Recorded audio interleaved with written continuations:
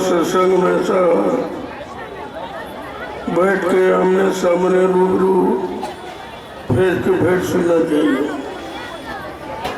तब सत्संग वचनों का असर प्रभाव आपके मन बुद्धि चित्त में पड़ेगा, तब ये मन सुधरेगा। ऐसे सुनने सुनाने से नहीं। आपने कितनी कथा वार्ताएं सुनी, मन सुधरा था। कितनी पूजा पाठ की, लेकिन मन नहीं सुधरा। एक भी आदमी नहीं ठीक हुआ, एक कोई शाकाहारी नहीं बना, न कोई सदाचारी बन पाया। फिर ये पूजा पाठ का धार्मिक चर्चा का मतलब क्या था? यही तो लोगों ने बताया नहीं तुमको, और सब अपने मान सम्मान सामान में तुम्हें फंसाए रखा। उनको तो सब कुछ मिला, लेकिन तुमको कुछ। सुनने सुनाने वालों को कुछ, और सुनाने वाले सब लूट के ले गए। मैंने लोगों से पूछा कि 4 वेद तो ब्रह्मा जी ने लिखे, क्या ब्रह्मा जी ने कोई सेवा सामान दान दक्षिणा रुपया पैसा मांगा था? श्रीमद् भागवत पुराण की रचना वेद व्यास ने की, क्या उन्होंने कोई सेवा सामान, कोई रुपया पैसा, कोई दान दक्षिणा मांगा था? और रामचरितमानस की रचना संत गोस्वामी जी महाराज ने की, क्या उन्होंने कोई सेवा सामान दक्षिणा मांगा था? ये सुनाने वाले सारा देश लूटे गए और कुछ दे भी नहीं गए। वही इनकी नैतिक शिक्षा, कोई शिष्टाचार, कोई अनुशासन, कोई माँ बाप की सेवा का पाठ, ऐसा कुछ नहीं पढ़ाया। केवल लूटते खाते रहे और तुमको खराब करते रहे, गरीब बनाते रहे। ये आपको सोचना चाहिए। जब ये देखा गया कि जड़ता से कोई लाभ होने वाला है नहीं, ये जड़ ज्ञान कभी चेतन को लाभ नहीं दे सकता और जड़ता की ममता तुम्हें चेतन की तरफ जाने नहीं देगी, तब ये संत महापुरुषों ने निर्णय लिया। तब वो कलयुग में संत पधारे, उन्होंने रास्ता खोला और खोल के कहा कि घिरी बदरिया पाप की बरस रहे अंगार और संत नाते जगत में तो जड़ मरता संसार। जब सबको पाप में देखा कि सब पाप में फंस गए बेचारे, पुण्य का बहाना बताते रहे, पुण्य का पाखंड रचाते रहे, ये सब पाप में फंस गए। धर्म का संदेश देते रहे, सब अधर्म में चले गए। सत्य का संदेश बताते रहे और सब झूठ बोलने लगे और रहे मोर गया का पाठ पढ़ाया जा रहा, लेकिन हिंसा कितनी जोर से हो रही, सब मार काट हिंसा में चले गए। तुम्हारा कोई काम आज से नहीं हुआ। ये 70 साल की आजादी ये बर्बादी का पूरा प्रमाण दे रही है कि आप सब तरफ से बर्बाद हो गए, भौतिक दृष्टिकोण से और आध्यात्मिक दृष्टिकोण। कोई भी काम आपका हल नहीं हुआ और न कोई तुम्हें बताने आया।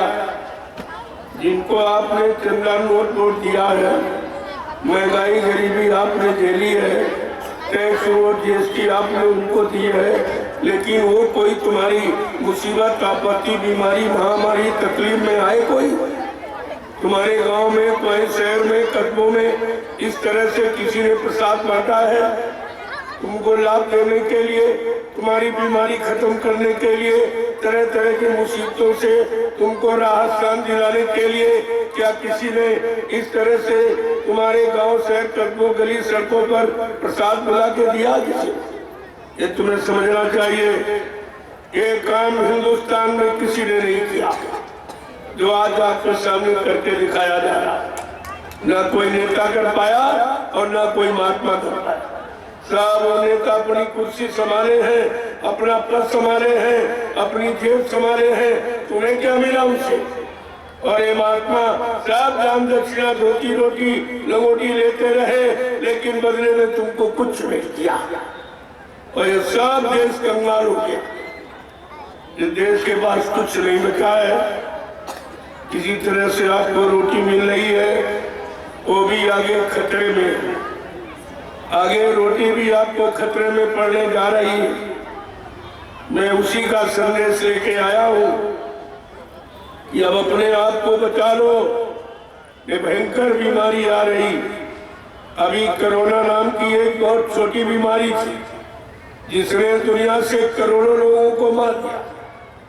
करोड़ों बेचारे मौत के घाट उतर गए।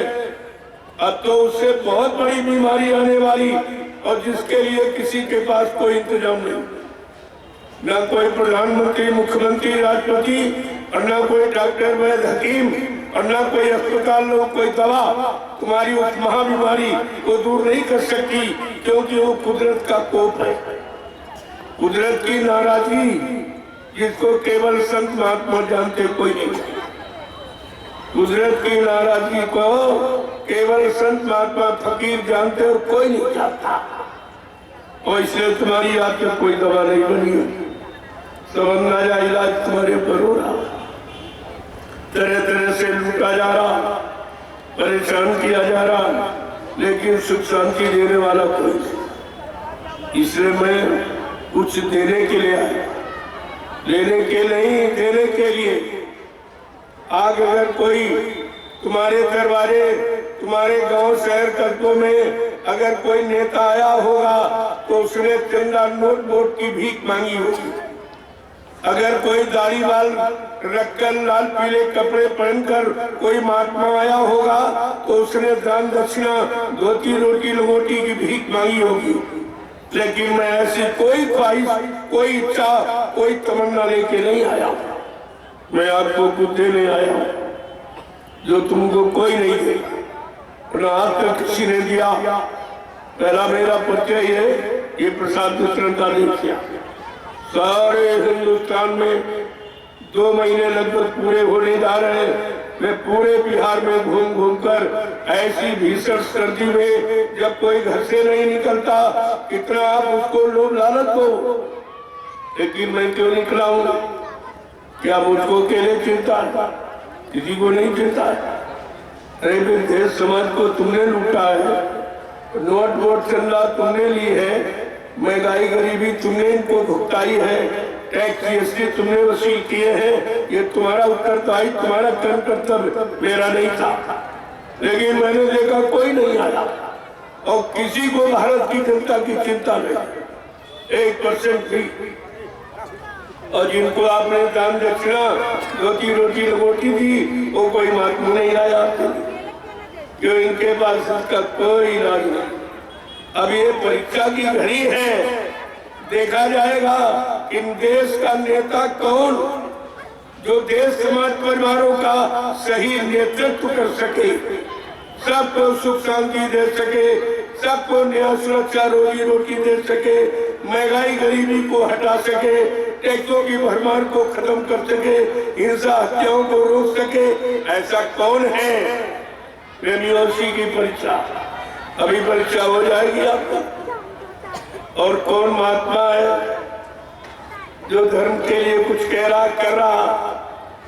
धर्म की आवाज तोची लगाई गई झूठी पाखंड की, ऐसे धर्म और चला गया, अधर्म बढ़ गया। धर्म की जगह अधर्म बढ़ गया, पुण्य की जगह पाप बढ़ गया, सत्य की जगह पर झूठ बढ़ गया, और रहे मोर्दिया की तरफ हिंसा और मारकाट बढ़ गई, और रक्षा सुरक्षा की जगह चोरी डकैती हो रहा। क्या ये सब उल्टा तो? इसका जवाब कौन देगा? आगे आने वाले भविष्य में यही जवाब दे देगा। जवाब इन्हीं से लिया जाएगा जिन्होंने जिम्मेवारी दी। ये हंसी मजाक का विषय नहीं है, प्रेमियों से सतयुग आने वाला है। अब ये झूठ का तमाशा खत्म होगा। बहुत दिन चला ली झूठ, बहुत दिन छल कपट कर लिया, बहुत दिन धोखाधड़ी बेईमानी कर ली, बहुत हिंसाएं करा ली, और बहुत तरह तरह के यानी टैक्स वसूल कर अपनी जेबें भर ली, विदेशी बैंकें भर ली। ये बहुत हो गया, अब ये होने वाला नहीं। हुई है संतराज भारत में, अब बचाए बची है ना बाबा जय गुरुदेव की वाणी, अब दिखाई पड़ी है। हाँ, ये सब आपको देखने को मिलेगा। जो आज तक बाबा जी ने 10 जुलाई 1952 से और 2012 और पूरे हिंदुस्तान में घूम घूम कर जो आपको बताया, और 10 वर्ष से ये अभियान चल रहा है, तो 60-70 वर्ष, ये 70 वर्ष का हिसाब तुम्हीं से लिया जाएगा कि तुमको क्या क्या बताया गया, क्या क्या समझाया गया, किसके लिए रोका गया कि बीमारी बढ़ जाएगी, परेशानी बढ़ जाएगी, लड़ाई झगड़े बढ़ जाएंगे, मारकाट हिंसा बढ़ जाएगी, लेकिन तुमने बाबा जी की एक भी बात नहीं मानी और अब आप मुसीबत के घेरे में खड़े हो गए। अब तुम्हें कोई बचाने वाला नहीं, और न कोई आया मैदान में। मैं तो इसलिए निकला कि देखे कौन सूरवीर है जो देश की जनता की मदद के लिए, सहयोग के लिए, दुख तकलीफ दूर करने की चिंता रखता है। ऐसा कोई है कि नहीं? मैं देखने ही तो निकला। मैं ये 24 तारीख से लगा था, 2 महीने पूरे होने जा रहे हैं, मैं लगातार ये संदेश दे रहा हूँ कि आप लोग बहुत कथाएं सुन ली, बहुत भाषण सुनिए, बहुत पूजा पाठ कर ली। अब इससे कोई काम होने वाला नहीं है। केवल एक बात हमारी आप मान लें, आप लोग सब परिवार शाकाहारी हो जाए। तो सारी मुसीबत तुम्हारी चली जाएगी। केवल एक बात स्वीकार कर लो कि आप शाकाहारी हो, और शाकाहारी बनने में कोई खर्चा नहीं किसी तरह का, और लाभ कितना है। जो तुम अपना धन गंदे खान पान और बुद्धि नाशक नशा शराब के प्रयोग में बर्बाद कर रहे हो, वो धन तुम्हारा बच जाए, तुम्हारे बाल बच्चों के पढ़ाई लिखाई के काम आवे, शादी ब्याह के काम आवे, घर मकान बनाने के काम आवे। महात्मा हर तरफ से तुम्हारी मदद करना चाहते हैं और उनको आपसे कुछ नहीं चाहिए। महात्मा महान आत्माएं कभी भिखारी नहीं होती। तुमने भिखारियों को महात्मा कह दिया, लोभी राशियों को साधु कह दिया। तुम साधु और महात्मा की परिभाषा ही नहीं जानते कि साधु किसे कहते हैं, जिसने तन मन वचन इंद्रियों को साफ किया। जो शाकाहारी सदाचारी ब्रह्मचारी उसको प्रेमियों साधु कहते हैं, और जिसने अपनी आत्मा को जगा लिया, परमात्मा से मिला लिया, ऐसी महान आत्माओं को महात्मा कहते हैं। और अगर उनसे मिल जाओ तो तुम्हारी सोई हुई जीवात्माओं को जगाकर परमात्मा से मिला सकते। उनमें यह शक्ति सामर्थ्य है जो दुनिया में किसी के पास है। ये आत्मिक ताकत किसी के पास है। जब शारीरिक शक्ति तुमने खराब कर डाली तो आत्मिक शक्ति के बारे में तुमको ज्ञानी नहीं है कि आत्मा में कितनी शक्ति है। आत्मा परमात्मा का अंश है। परमात्मा सारी सृष्टि को चलाता है। उसी परमात्मा का अंश जीवात्मा है। उसमें कितनी बड़ी ताकत होगी। क्या कभी किसी महात्मा ने आपको बताया? ये वचन नहीं, पर वचन यानी दूसरे के वचन। पर वचन का मतलब दूसरे के वचन जो पिछले युग में आए और समझाए बुझाए चले गए, और उनसे तुम्हारा काम नहीं होगा। तुमको अपने समय के बचने बचाने का वचन चाहिए कि तुम्हें कौन सा वचन मिले जिससे तुम बीमारियों से बच जाओ, परेशानियों से बच जाओ, आपस मुसीबतों से बच जाओ, लड़ाई झगड़ों से बच जाओ। वो कौन से वचन? उन्हीं को प्रेमियों कहते हैं, संत वचन, फकीरों महात्माओं के वचन जो तुम्हें सब तरफ से बचाने का काम करते। लेकिन आपने उनके वचनों को नहीं सुना। बाबा जी पूरे हिंदुस्तान में घूम घूम कर 10 जुलाई सन 1952 से और 2012 ये 60 साल का समय जीवों के जगाने के लिए खर्च किया और सब तरह की शिक्षा दी। राजनीति की, धर्म नीति की, परिवार नीति की, समाज नीति की, सत्य नीति की, प्रेम नीति की, न्याय नीति की, सारी शिक्षा आपको दी। लेकिन आपने उनकी एक भी बात नहीं मानी। एक भी बात आपने नहीं मानी, और यही कारण है तुम परेशानियों में घिर गए। अभी क्या जाओगे और परेशानी आई, जिसका निवारण, जिसका समाधान, निदान किसी के पास नहीं। कोई कितना बड़ा विद्वान, कोई कितना बड़ा धर्मवान और बलवान बुद्धिमान क्यों न हो जाए, लेकिन इस प्राकृतिक प्रकोप को कोई रोक नहीं सकता। ये ताकत किसी के पास है। ये केवल संत महात्मा फकीर इसको रोक सकते। लेकिन जब उनका कहना मानोगे तब वो तो बगैर तुम्हें तुमसे कहे ही सब काम कर रहे हैं। तुम्हें बचाने का रास्ता दे रहे हैं, जानकारी दे रहे हैं, बगैर तुमको बता पूछे और बगैर तुमसे कुछ लिए। और जिन्होंने सबको लिया उन्होंने क्या किया था? क्या लिया? वो पिछले युगों की कथाएं सुना रहे, जिनसे कुछ होने वाला नहीं। वो राजाओं की कथाएं, अब राजा है ही नहीं तो राजा की कथा सुन के तुम्हें कौन सा लाभ मिलेगा? कौन सा लाभ मिलेगा?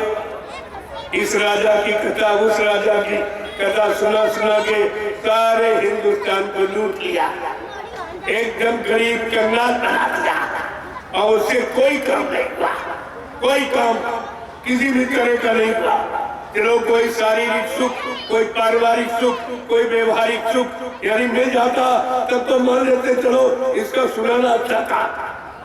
लेकिन सुनाने वालों ने लाभ कमाया और सुनने वालों को कुछ नहीं मिला। ऐसे बेचारे रोजे, अब रोजे चिल्लाते भी और रह जाओगे।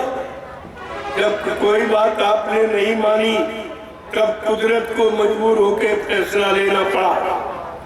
अभी कोरोना काल में आपने देखा जब किसी के पास कोई इंतजाम नहीं, तुम्हारे बकरे बचाने की कोई व्यवस्था नहीं, न राजनीति नेता के पास न धार्मिक महात्मा के पास, तब कुदरत को एक फैसला लेना पड़ा कि तुम्हारे जितने धर्मस्थल थे और सब में ताले लगा दिए। मंदिर मस्जिद गिरजाघर को तुम्हारे धर्मस्थल आश्रमों में सब में ताला लग गया। ये क्यों किया? क्या भैया कोई कोरोना की दवा थी या ये कोई इलाज था? पहले ये बुद्धि देखिए, इसी कहते विनाशकारी विपरीत बुद्धि। जब जिनका विनाश होने को होता उनकी बुद्धि विपरीत दिशा में काम करती। इनका क्या मतलब था? बाबा जी ने तो कोरोना जब कोई नहीं जानता था दुनिया में, तब उन्होंने बताया था 6 नवंबर 1986। लिख लीजिए तारीख, कोई नहीं बताएगा आपको, आज तक किसी को नहीं मालूम ये राज। 6 नवंबर 1986 को जानकारी दी गई थी कि बच्चा अभी तुम नेक भले अच्छे ईमानदार चरित्रवान इंसान बन जाओ, नहीं कुदरत की तरफ से भारी बीमारी आने वाली है। जो तुमने मार काट हिंसा चोरी कत्लेआम उपचार किया और ये मनुष्य मंदिर है, इस मनुष्य रूपी मंदिर में तुमने मुर्दा मांस गंदगी डाली और बुद्धि नाशक नशा शराब का उपयोग करके अपनी बुद्धि का संतुलन खराब कर दिया, जिससे तुम्हारी बुद्धि माँ बहन बेटी बहू की फर्क पहचान भी भूल गई। ये सब आपको बताया गया। अगर नहीं मानोगे तो एक अजीबोगरीब नाम की बीमारी जिसका नाम कोरोना, बाबा जी ने कहा करो ना, क्या क्या नहीं करोगे तो बीमारी नहीं आएगी, अगर करोगे तो बीमारी आ जाएगी। कोरोना का मतलब ये है, कहा बच्चा अंडा मत खाना, ये मुर्गी का मासिक धर्म है। मासिक धर्म की कितनी बड़ी गंदगी होती है, ये महिलाओं को सब पता है कि सबसे बड़ी गंदगी मासिक धर्म, जिसमें न औरत को छुआ जाता न उसके हाथ का खाना बना खाया जाता, ये बीमारी आ जाएगी, मतलब नहीं इस तरह की। आज गंदगी सबको खिलाई जाए। मैं जब निकलता हूँ रोडों से देखता हूँ कि सब्जी की दुकान तो भीड़ कम है, लेकिन रंगों की दुकान पर बहुत है, और सब पढ़े लिखे, इनकी बुद्धि क्या हो गई? अरे परमात्मा खुदा ने तुम्हारे वास्ते कितनी अच्छी अच्छी चीजें भोजन की बनाई, सीजनल अनाज, सीजनल दालें, सीजनल सब्जियां, फल फूल मेवे, दूध मक्खन मलाई घी, इसको कहते हैं शुद्ध शाकाहार, सात्विक भोजन, इंसानी खुराक और मानवीय भोजन। इसको अगर आप ये इंसानी खुराक खाते होते तो प्रेमियों तुम्हारे में इंसानियत, तुम्हारे में प्रेम प्यार मोहब्बत होता, तुम्हारे में सेवा दया सदाचार, परमात्मा की खुदा की इबादत और माँ बहन बेटी बहू की फर्क पहचान होती। लेकिन आपने अपना भोजन खराब किया तो भोजन से आपको मालूम है जैसा करो आहार वैसे बने विचार, आहार से विचारों का जन्म होता है। जब आहार खराब हो गया, विचार खराब हो गए, तो विचार खराब हो गए तो बुद्धि खराब हो गई, बुद्धि खराब हो गई तो कर्म खराब हो गए, जब कर्म खराब हो गए तो परेशानियां आ गई आपके साथ। ये सब आपके कर्मों की कमाई है, जो उसको भोगी आप भुगतान करिए भाई। कमाया तुमने है तो काटेगा, अरे बोला तुमने तो काटना तुम्हीं को पड़ेगा। इसलिए महात्मा अभी तुम्हारे लिए मेहरबान है, अभी तुम्हारे लिए हमदर्द है कि आपको एक मौका कुदरत से दिला रहे, कुदरत की आरज़ू मिन्नत करके कहा नहीं थोड़ा सा आप रुक जाओ भी, मैं बड़े बच्चों को सारे हिंदुस्तान में शाकाहार का प्रचार करने के लिए भेजे देता हूँ, जब लोग मेरे शाकाहार के प्रचार को न माने, न सुने, न अपनाए, फिर जो तुम्हारी इच्छा मैं वो करना। लोगों ने सुना नहीं बल्कि और ज्यादा बढ़ा दिया और शासन प्रशासन इसमें पूरा सहयोग। खुलेआम मुर्गा काटा जा रहा, बकरा काटा जा रहा, मछली काटी जा रही, सड़कों पर अंडे फोड़े जा रहे हैं। इनको ये नहीं दिखाई देता क्या ये हत्या नहीं है? केवल इंसान मारने की हत्या बाकी? क्या इंसान में और कोई दूसरी जीवात्मा है?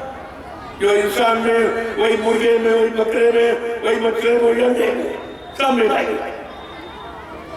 तो इनको ये भी नहीं मालूम है कि हम ये कर क्या रहे हैं। ये रामचरितमानस को भूल गए और श्री राम की जय जयकार करते, केवल चंदा नोट बोल लेने के लिए। बाकी श्री राम चरितमानस की एक भी बात ये नहीं करते। ये जानते रामचरितमानस कहती है, राजा के लिए पूरा संदेश देती है, प्रधानमंत्री, मुख्यमंत्री, राष्ट्रपति के लिए ये पूरा संदेश देती रामचरितमानस। क्या कहती है कि जासुराज प्रिय प्रजा दुखारी और सोना पयावा से नरक अधिकारी। रामचरितमानस का उत्तरकांड क्या कह रहा है? जिसके राज में प्रजा दुखी, वो राजा नरक में जाएगा। क्या इनको नरक की चिंता नहीं है? क्या स्वर्ग नरक को ये जानते नहीं है? कुछ कोई जरा सी भी यानी कोई जानकारी का तो मतलब है नहीं कुछ पता। रामचरितमानस कहती है, इसी धार्मिक भारत भूमि पर भगवान राम ने राजनीति की।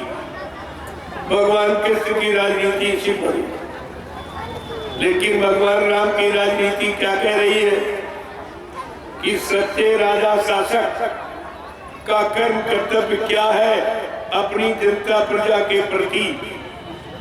क्या लिखा है कि राजनीति बिन धन धर्मा और प्रभु समार पे बिन सत कर्मा। राजनीति बिना धार्मिक कमाई, गाड़ी कमाई के, सच्ची ईमानदारी की कमाई से बगैर नहीं चलाई जा सकती। और इनकी राजनीति कैसे चलती है? शराब की बिक्री, मांस की बिक्री, चमड़ा विदेश में भेजते, मांस विदेश में बेचते, ये व्यापार हो रहा।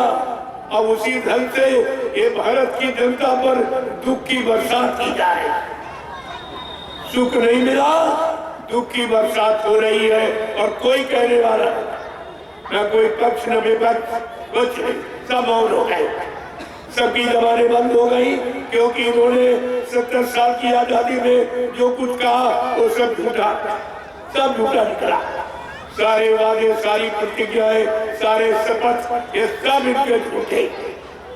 कहना कुछ, करना कुछ, इसलिए इनकी जबानें बंद हो गई। अब ये सोच रहे हैं मैं भारत की जनता को क्या मुंह दिखाऊं। 70 साल का जीवन एक जीवन कलयुग में है तो निकल गया और कुछ नहीं गया। चलो मिलना बनाना दूर था, जो पूर्वजों की विरासत हमें आपको मिली थी, सच्चाई, ईमानदारी, वो भी चली गई, वो भी छीन ली गई। अब आपके पास कुछ नहीं बचा, रोने के सिवा कुछ। ये रामचरितमानस क्या कह रही है? ये सीताराम के पुजारी क्या कह रहे हैं? इनकी देखिए, इनकी करनी देखो कि उनको भी बदनाम कर रहे। अरे तुम जो कर रहे हो कम से कम भगवान के लिए तो कुछ तो शर्म खाओ, भगवान के लिए कुछ शर्म करो। इतने बेशर्मी लाद कर क्या ये सब साथ ले जाओगे?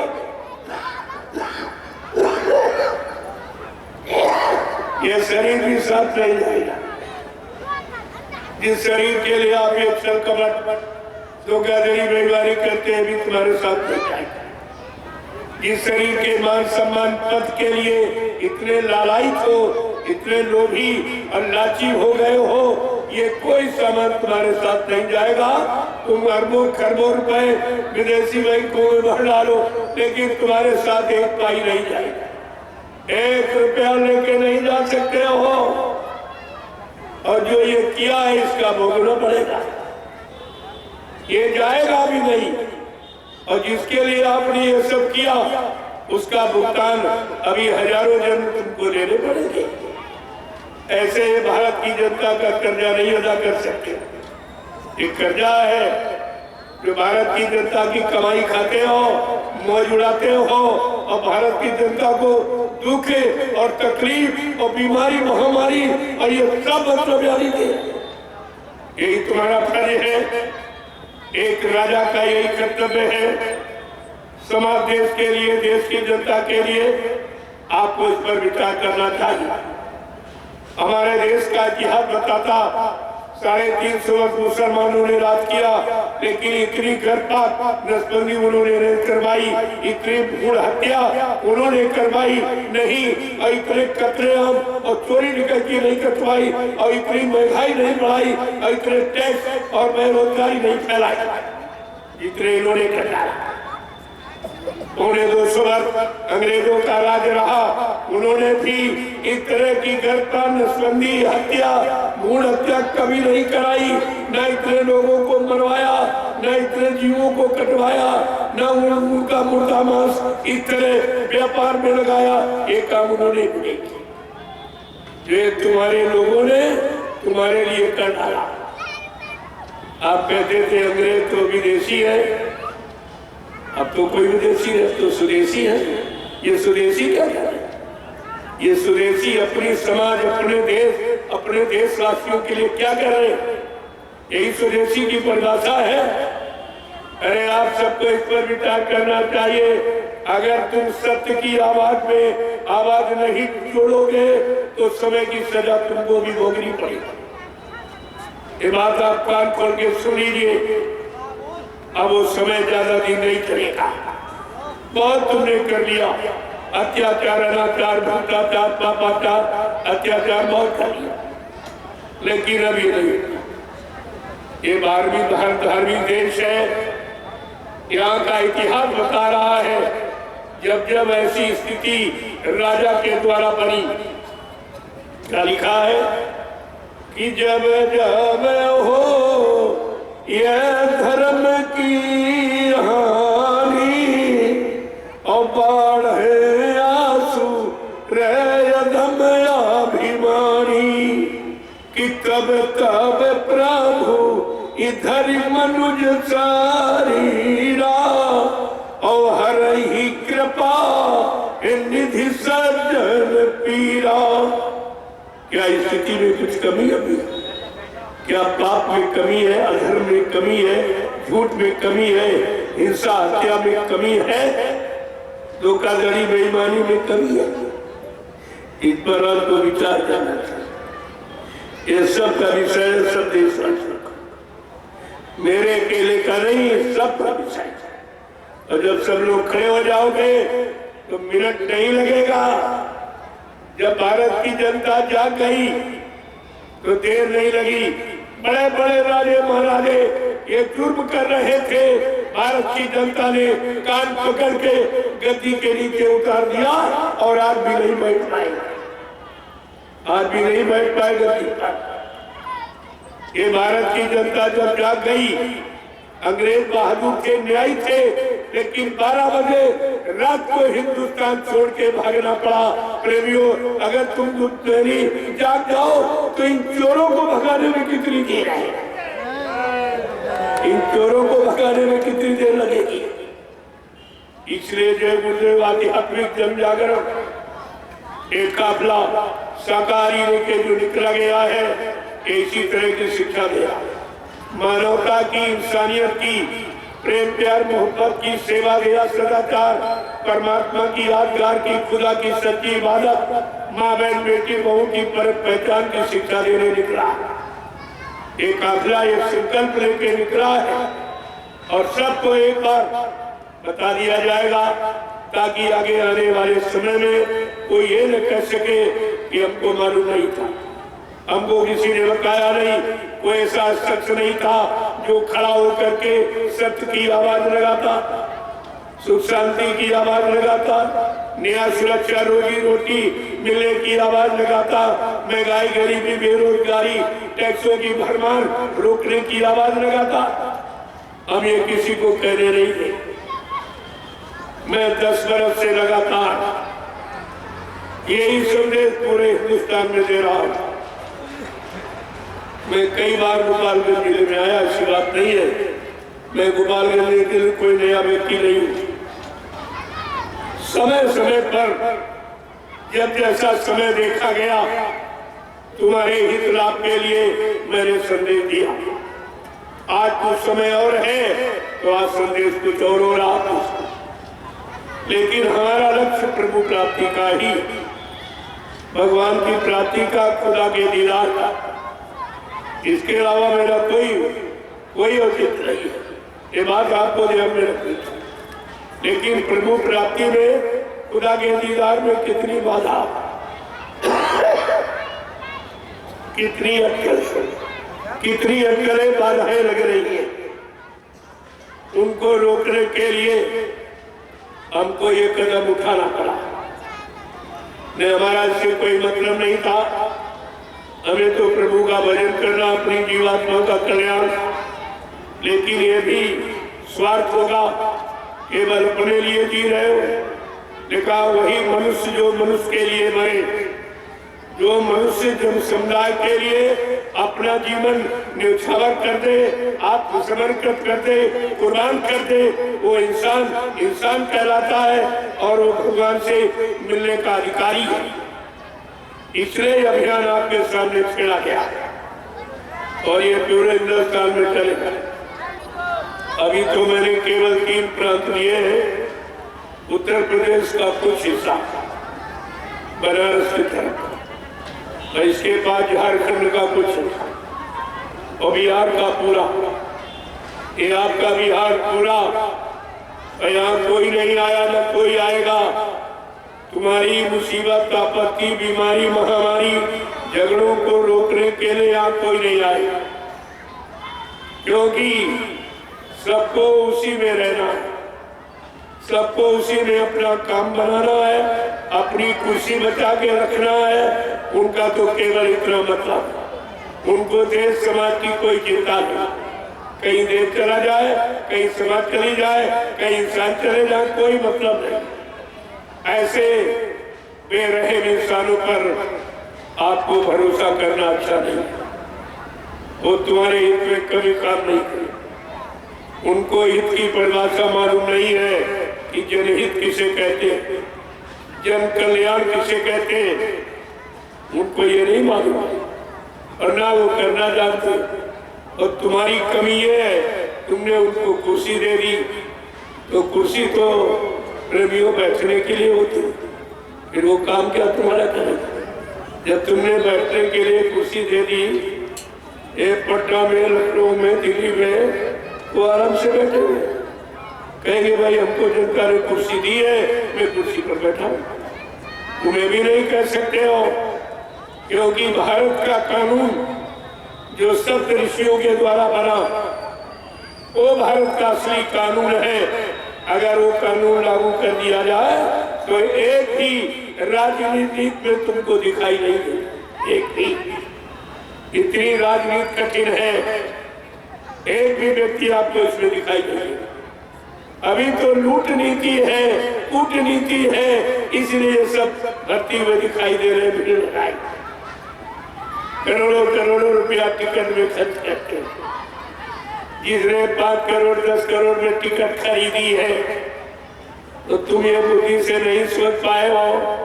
जिसने टिकट मोल ली है वो 5 साल तुम्हारी सेवा करेगा कि अपने टिकट के पैसे पूरे करेगा, ये तुम्हारी बुद्धि में नहीं आया।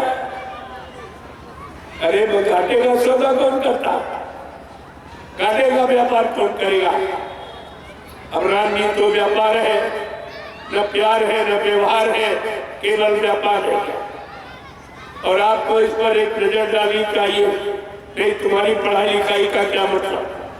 ये डिग्री डिप्लोमा लिए घूम रहे हो, ISP, SSP और DM सब बन गए हो, लेकिन न अपने लिए सोच पाए, न अपने परिवार के लिए, न देश के लिए, न समाज के लिए। तुम्हारी पढ़ाई लिखाई किस काम की? क्या यही तुम्हारी जिम्मेवारी है कि देश समाज खराब हो जाए, सब नैतिकता से दूर चले जाए, सब भ्रष्टाचार और पापाचार और मांसाहार में सब फंस जाए? ये तुम्हारी जिम्मेवारी है, यही ड्यूटी है तुम्हारी। तो सजा के भागी तुम भी बचो। इसमें ईश्वरी विधान में कोई नहीं बचे। ये मानवीय विधान नहीं है, ईश्वरी विधान जो आपको समय से जानकारी दी जा रही है।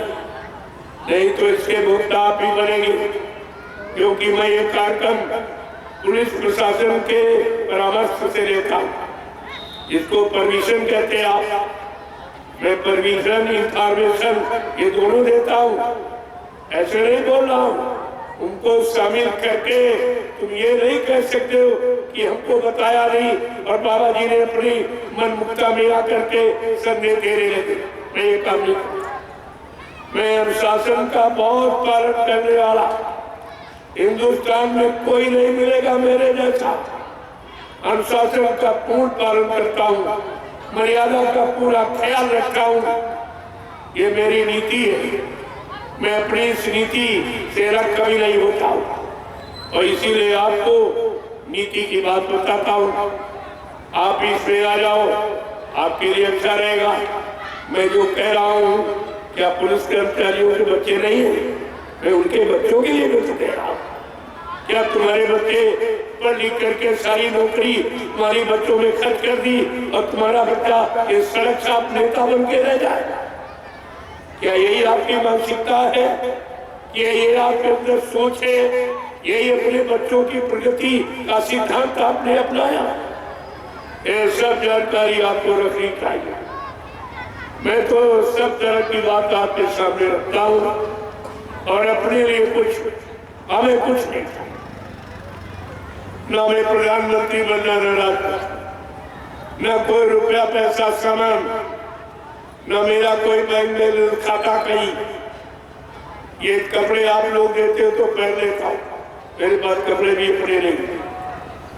एक रोटी सुबह दोपहर एक शाम, यही प्रेमी देते हैं। ये बैठे इन्हीं की दी हुई रोटी खाता हूँ, इनके दिए हुए कपड़े पहनता हूँ और इन्हीं का काम कर रहा हूँ। इसलिए इन्हीं का काम कर रहा हूँ, अपना कोई काम नहीं। हमें कुछ नहीं, हमें सच्ची सुख शांति चाहिए। हमको अपनी सच्ची आजादी चाहिए। जो कितने करोड़ लोग कुर्बान हुए, कितनी माताएं निपूती हो गई, कितने बहनों का सुहाग लुट गया, उसका दर्द हमारी नस नस में भरा। मैं इसलिए आवाज लगा रहा हूँ। अभी आप सुन लीजिए, अच्छा रहेगा। मैं ऐसी व्यवस्था बना दूंगा, सब फंस जाएगा, सबके साथ कोई बाकी नहीं रहेगा। ये छोटी मोटी बात आप मत सुनिए। मैं अभी सरलता से आपसे कह रहा हूँ, अच्छा रहेगा आपके लिए। वो नहीं मानोगे तो मेरे पास बहुत उपाय, बहुत तरीके जो तुमने कभी जीवन में सोचे भी नहीं होंगे। वो किसी के पास नहीं, ना कोई प्रधानमंत्री, ना मुख्यमंत्री, राष्ट्रपति, वो व्यवस्था उसके यानी मतलब दिमाग में है ही नहीं कि परिवर्तन कैसे होगा। ये देश का परिवर्तन नहीं, विश्व का परिवर्तन कैसे होगा, विश्व की व्यवस्था कैसे बनेगी, विश्व को लोगों को न्याय, सुरक्षा, रोजी रोटी कैसे मिलेगी। और तुम्हारे दिमाग में नहीं, तुम अपने देश की समाज की व्यवस्था नहीं संभाल पा रहे, तुम विश्व की व्यवस्था क्या संभालोगे? क्योंकि तुमको अपनी चिंता। जब राजा पुत्रवत प्रजा का पालन करता था, अपने को सेवक समझकर राष्ट्रीय कोष का एक नया पैसा खर्च नहीं करता था। कोई न कोई यानी वो शारीरिक सेवा जरूर करता था, कोई अपने वर्ग के लिए।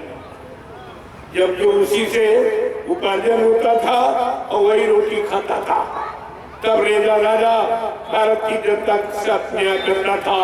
आज भी उनका न्याय प्रसिद्ध है आज। लेकिन तुम्हारे यहाँ का राजा जरा इस पर दृष्टि डालो, क्या करना और तुम्हारे लिए कुछ नहीं। क्योंकि जब गाड़ी कमाई नहीं खुद की है तो बुद्धि कहां से अच्छी होगी। जैसा खाओ अन्न वैसा बने तन मन, जैसा पीवो पानी वैसी हो वाणी। ये धार्मिक मुल्क के लिए ये सिद्धांत लागू है और जब तक ये सिद्धांत नहीं लागू किया जाएगा कोई व्यवस्था आपको सुचारू रूप से चलती दिखाई नहीं देगी। आज आप बताओ, राजनीति चलाई जा रही कि घसीटी जा रही? घसीटी जा रही, जिसमें भारत की जनता के चिथड़े उड़ रहे हैं और फिर भी तुम्हारी आंखें बंद है, तुम्हारे कान बंद है, तुम्हारी बुद्धि बंद है, तो फिर तुम कर ही क्या सकते? कब तक मार खाते रहो? अरे एक दिन तो तुम्हें घूम के खड़ा ही होना पड़ेगा। कब तक इंसान मार खाएगा? जब मार खाने की शक्ति सामर्थ्य क्षमता समाप्त हो जाएगी, आखिरकार घूम के आप तक खड़ोगे, लेकिन उस समय तुम्हारे पास कुछ नहीं। मैं समय के पहले घूम के खड़ा होने की प्रार्थना करता हूँ। समय से पहले खड़े हो जाओ अपनी अपनी मानवता इंसानियत में। ये सब काम तुम्हारा परिवार का, समाज का, देश का, ये सब ऐसे प्रेमियों कुछ होने वाला। बहुत भाषण तुमने सुन लिए, क्या हुआ? बहुत प्रवचन सुन लिए, क्या हुआ? इसके लिए प्रवचन किया जा रहा वो धर्म भी कहीं दिखाई नहीं दे रहा। ये प्रवचन कहाँ जा रहे हैं सर? क्योंकि करने वाला स्वतः वैसा नहीं है। एक बार गांधी महात्मा के पास एक सेठ आया, उसका एक ही लड़का था, उसको लेके आया। उनका लड़का गुड़ तो खाता था। डॉक्टर व हकीमों से बहुत पूछा, सबने कहा कि गांधी जी इसकी कोई दवा नहीं बनी, ये गुड़ खाता है, इसकी दवा दो। उन्होंने सोचा तो सब डॉक्टर व हकीम फेल हो गए, चलो होने गांधी महात्मा के पास। महात्मा के पास कोई न कोई जड़ी बूटी जरूर है। ये समझकर गांधी महात्मा के पास से अपने बच्चे को लेके गए और कहने लगे कि महात्मा जी, मैंने आपका नाम सुना है, मेरा बच्चा गुड़ बहुत खाता है, क्या इसकी कोई दवा आपके पास है? कोई युक्ति है, कोई समाधान है इसका? तो गांधी महात्मा बोले ठीक है, तुम 1 महीने के बाद आओ। ठीक, कोई बात नहीं। ऐसा क्यों किया गांधी जी ने? क्योंकि गांधी जी स्वतः गुड़ खाते थे। उन्होंने सोचा मैं मेरे पास ही है, खुद है, तो मेरा यानी ये मेरी शिक्षा इस पर प्रभाव नहीं डालेगा, मैं खुद ही कर रहा हूं तो कैसे पर असर पड़ेगा। जब 1 महीने उन्होंने छोड़ दिया, कहा ठीक। जब जान गए तब तक तुमको सेठ आया तो उसके बच्चे के सिर पे ऐसे गांधी जी ने हाथ घुमाया और कहा बेटा ये गुड़ खाना छिड़ाते, आज से मत खाना। तो सेठ बोला रे इतनी बात कहनी थी तो उसी दिन कह देते। तो गांधी जी बोले नहीं भाई, उस दिन मैं भी गुड़ खाता, ये है मेरे में था तो मेरा प्रभाव इस पर नहीं पड़ता। जब मैंने 1 महीने छोड़ के देख लिया और मैं जान गया तब मेरी बात का असर उस पर पड़ेगा। ऐसे ही जितने तुम्हें जो प्रवचन कर रहे हैं ये सब है, कोई ऐसा नहीं है। दिन भर तो सीताराम और शाम को 250 ग्राम इनको भी चाहिए कथा की थकावट उतारने की, इनको भी 250 ग्राम। कोई ऐसा नहीं है। शराबी कबाबी लुटेरे सब धर्म शास्त्रों की महिमा खत्म कर दी। जो ऋषि मुनि महात्माओं की विरासत उनकी कमाई थी ये तो सब नष्ट कर दी। ये कोई ऋषि मुनि तो है नहीं, ये सब भोगी और योगी की शिक्षा बता रहे। योग की बात करते भोगी, इनको नहीं माने। से पूछा कि श्रीमद् भागवत पुराण की रचना और महिमा सारे हिंदुस्तान में अखंड पाठ हो रहा, लेकिन प्रभाव क्यों नहीं पड़ा? सुनाते तो अच्छा था, हमने अच्छा सुनाते तो अच्छाई का प्रभाव कहाँ चला गया? वो क्यों नहीं पड़ा? एक व्यक्ति को भी अच्छा नहीं बना पाए। मैंने कहा उसका कारण मैं बताऊंगा, तुम्हें नहीं मालूम। श्रीमद् भागवत पुराण की रचना वेद व्यास ने की, अकेले नहीं, 88,000 ऋषियों की मंत्रणा से। कहा कि नैमिषारण्य, सीतापुर उत्तर प्रदेश नैमिषारण्य में 88,000 ऋषियों की मंत्रणा से वेद व्यास की रचना की गई। वही भूमि है और तपोभूमि। तो हमने कहा उन्होंने तो दान दक्षिणा नहीं दिया। क्यों? जब परीक्षित को कथा सुनाई गई, राजा परीक्षित को ये हुआ कि इनको तक्षक ने काट लिया है, यानी काले नाग ने, इनकी मृत्यु हो जाएगी। अब मृत्यु का बड़ा डर सबको होता है, तो राजा को भी डर सता गया। अब डर के साथ साथ उनको मोह पैदा हो गया कि मेरा राज भी छूट जाएगा, मेरा खजाना भी, मेरा सोने का मुकुट भी, ये सब छूट जाएगा, चला जाएगा। अब उनको और बड़ी चिंता हुई। उस चिंता को खत्म करने के लिए ये सोचा गया, भाई किसको बुलाया जाए? मोह ममता में तो सभी घिरे हैं। काम, क्रोध, मोह, लोभ, अहंकार,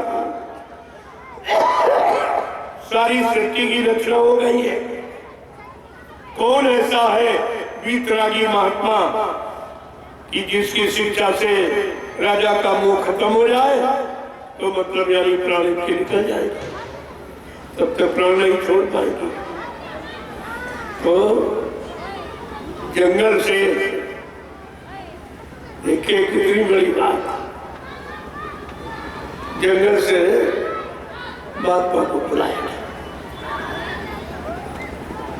तो महात्मा वीतरागी थे,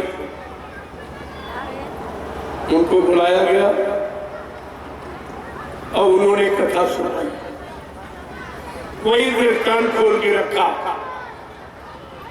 कि मोह करना अच्छी बात नहीं है, जिसने मानव जन्म लिया है उसको मौत के हवाले होना ही पड़ता है। कारण कोई बन जाए कर्मानुसार, लेकिन जाना पड़ेगा। और ये तुम्हारा कुछ है नहीं, तुम माँ के गर्भ से पैदा हुए, नंगे आए थे, अकेले आए थे। ये रात पात और धन दौलत और पत्नी ये क्यों अपना मान रहे? तुम्हारा है ही नहीं। जब तुम लेके नहीं आए हो तो लेके कैसे जाओगे? ये जब सुनाना शुरू किया तो धीरे धीरे धीरे राजा परीक्षित को ज्ञान हो गया कि अरे सब कोई नहीं ले गया तो हम कैसे ले गए? किसी का नहीं हुआ तो हमारा कैसे होगा? तमाम राजा आए और रात पात छोड़ के चले गए, वो नहीं ले गए तो हम कैसे जाएंगे? हमारे पूर्वज तमाम राजा ही बने, वो नहीं लेके गए, हम कैसे ले गए? इस तरह से उनको जब ज्ञान हो गया, जब ज्ञान हो गया तो शरीर से प्राण निकल। अब सुनाने वाले योगी जी और सुनने वाला भी वीतरागी बात राजा। देखिए बड़े, जब सुनाने वाला जिसको कोई चिंता नहीं, वो लंगोटी भाई, वो तो सीधे जंगल चले गए पता करके ये समस्या का समाधान निकाल को जंगल में चले गए और राजा मर गया। तो मैंने पूछा, भाई ये लेन देन कहाँ हुआ? जो लेन देन आप ये करते हो, रुपया लाओ, तांग लाओ, दक्षिणा लाओ, आटा लाओ, ये लाओ, वो लाओ, घी लाओ, तेल लाओ, ये कहाँ हुआ? देने वाला राजा परीक्षित तो मर गया, लेने वाले सुखदेव मुनि वो जंगल चले गए।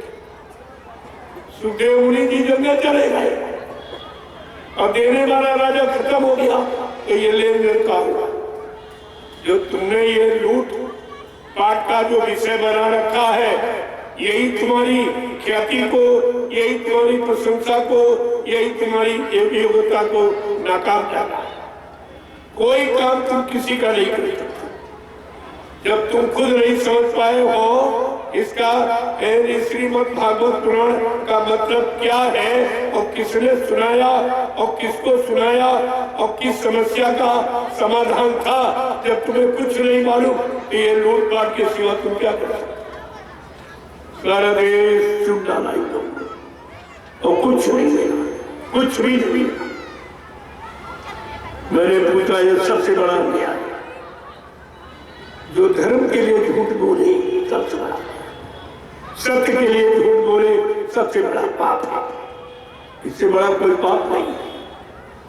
तो प्रेमियों, ये सब चीजें समझने की जब तक आप समझोगे नहीं तब तक ये रूढ़िवादिता समाप्त नहीं होगी, ये पाखंड समाप्त नहीं होगा, ये जनता की ममता तुम्हारी खत्म नहीं होगी, और जब तक ये खत्म नहीं होगी तब तक कुछ मिलने वाला नहीं है।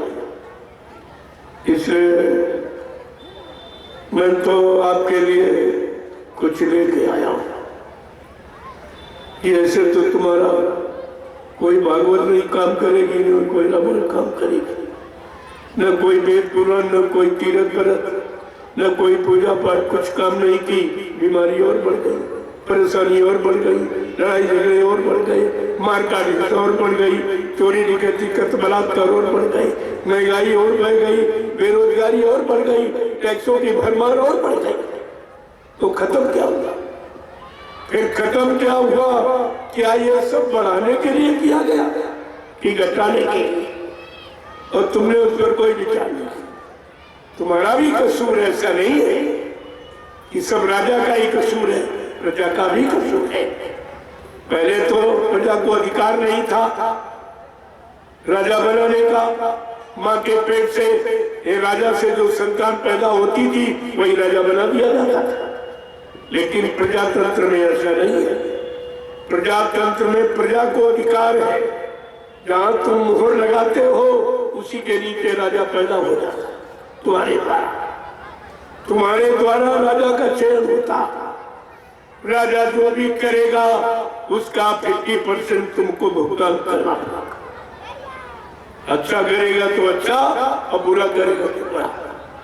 ये भुगतान इसीलिए तुम्हें करना पड़ रहा कि जथा राजा तथा प्रजा, धर्मी राजा धर्मी प्रजा। अगर राजा धार्मिक है तो धर्म का प्रचार कराएगा और धर्म में मानवता इंसानियत इंसानों में पैदा करेगा और सबको सतवादी और सत्कर्मी बनाएगा।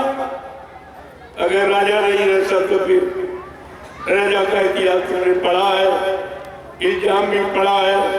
ये हिरण्यकशिप जो भक्त प्रहलाद का पिता था, जब भक्त प्रहलाद ने अपने पिता को सच्चे धर्म कर्म की शिक्षा दी कि पिताजी यही भगवान का सच्चा नाम हरि नाम है, इसी नाम को लो तुम्हारा कल्याण हो जाएगा, एक बात नहीं मानी।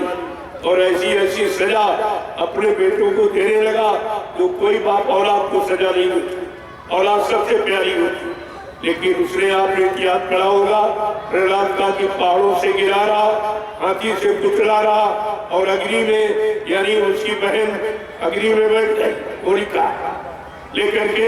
होलिका को आशीर्वाद था कि मतलब यानी तुम जलोगी नहीं, लेकिन आशीर्वाद शुभ कर्म का होता, अशुभ कर्म का, पाप कर्म के लिए आशीर्वाद नहीं होता। वो बैठ गई और उसने अपना हरि नाम का उच्चारण किया जो उनके गुरु ने बताया था कि सतयुग का हरि नाम यही भगवान का नाम है, तुम इसी का नाम लो, तुम्हारा कोई बाल बाका नहीं कर सकेगा। अपने गुरु पर पूर्ण विश्वास रखकर प्रहलाद ने हरि नाम का उच्चारण किया। होलिका जल के रात को, और भक्त को आज तक नहीं आती।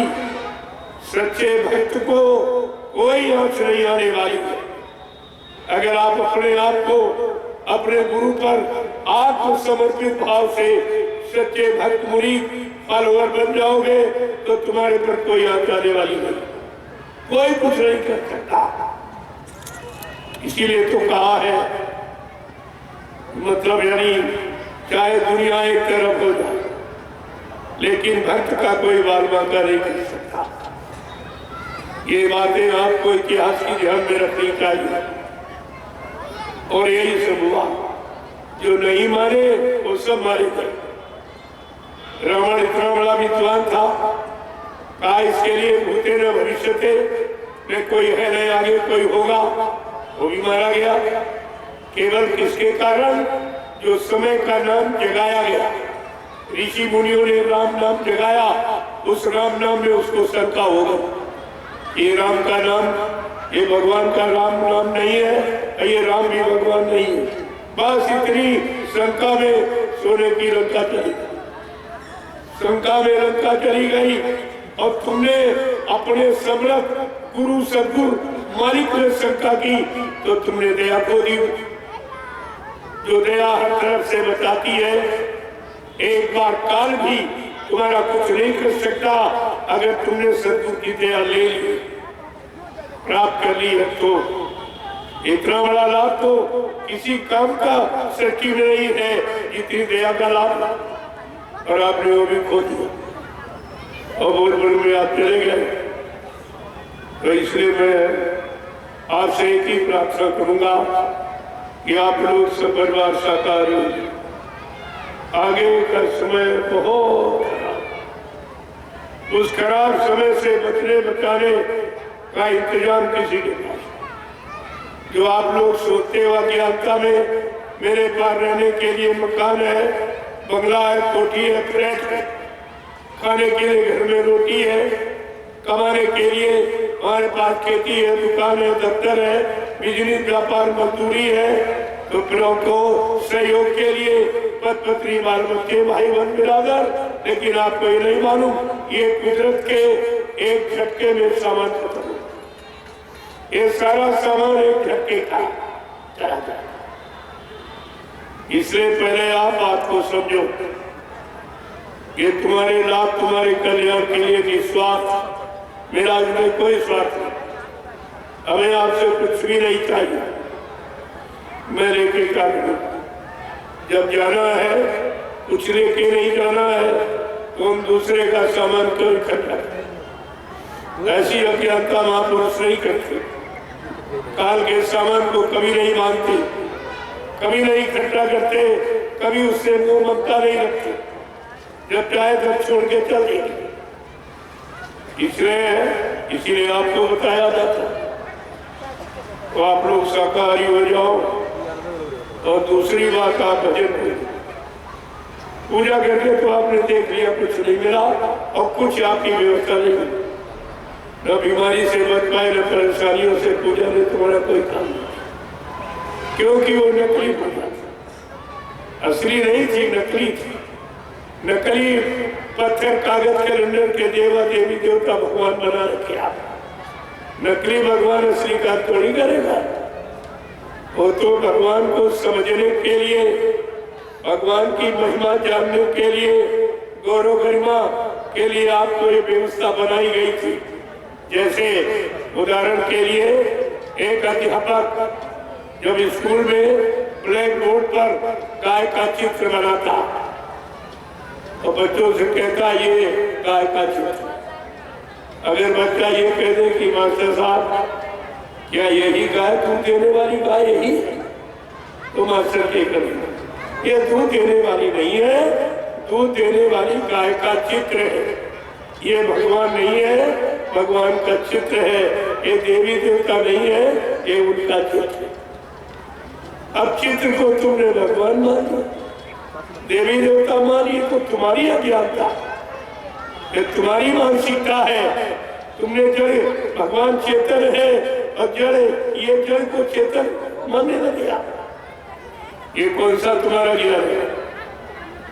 गोस्वामी जी महाराज ने इसीलिए उनको उत्तरकांड लिखना पड़ा कि कलयुग के जीवों के सारे प्रश्नों का उत्तरकांड में सारे प्रश्नों का उत्तर और सारी समस्याओं का समाधान।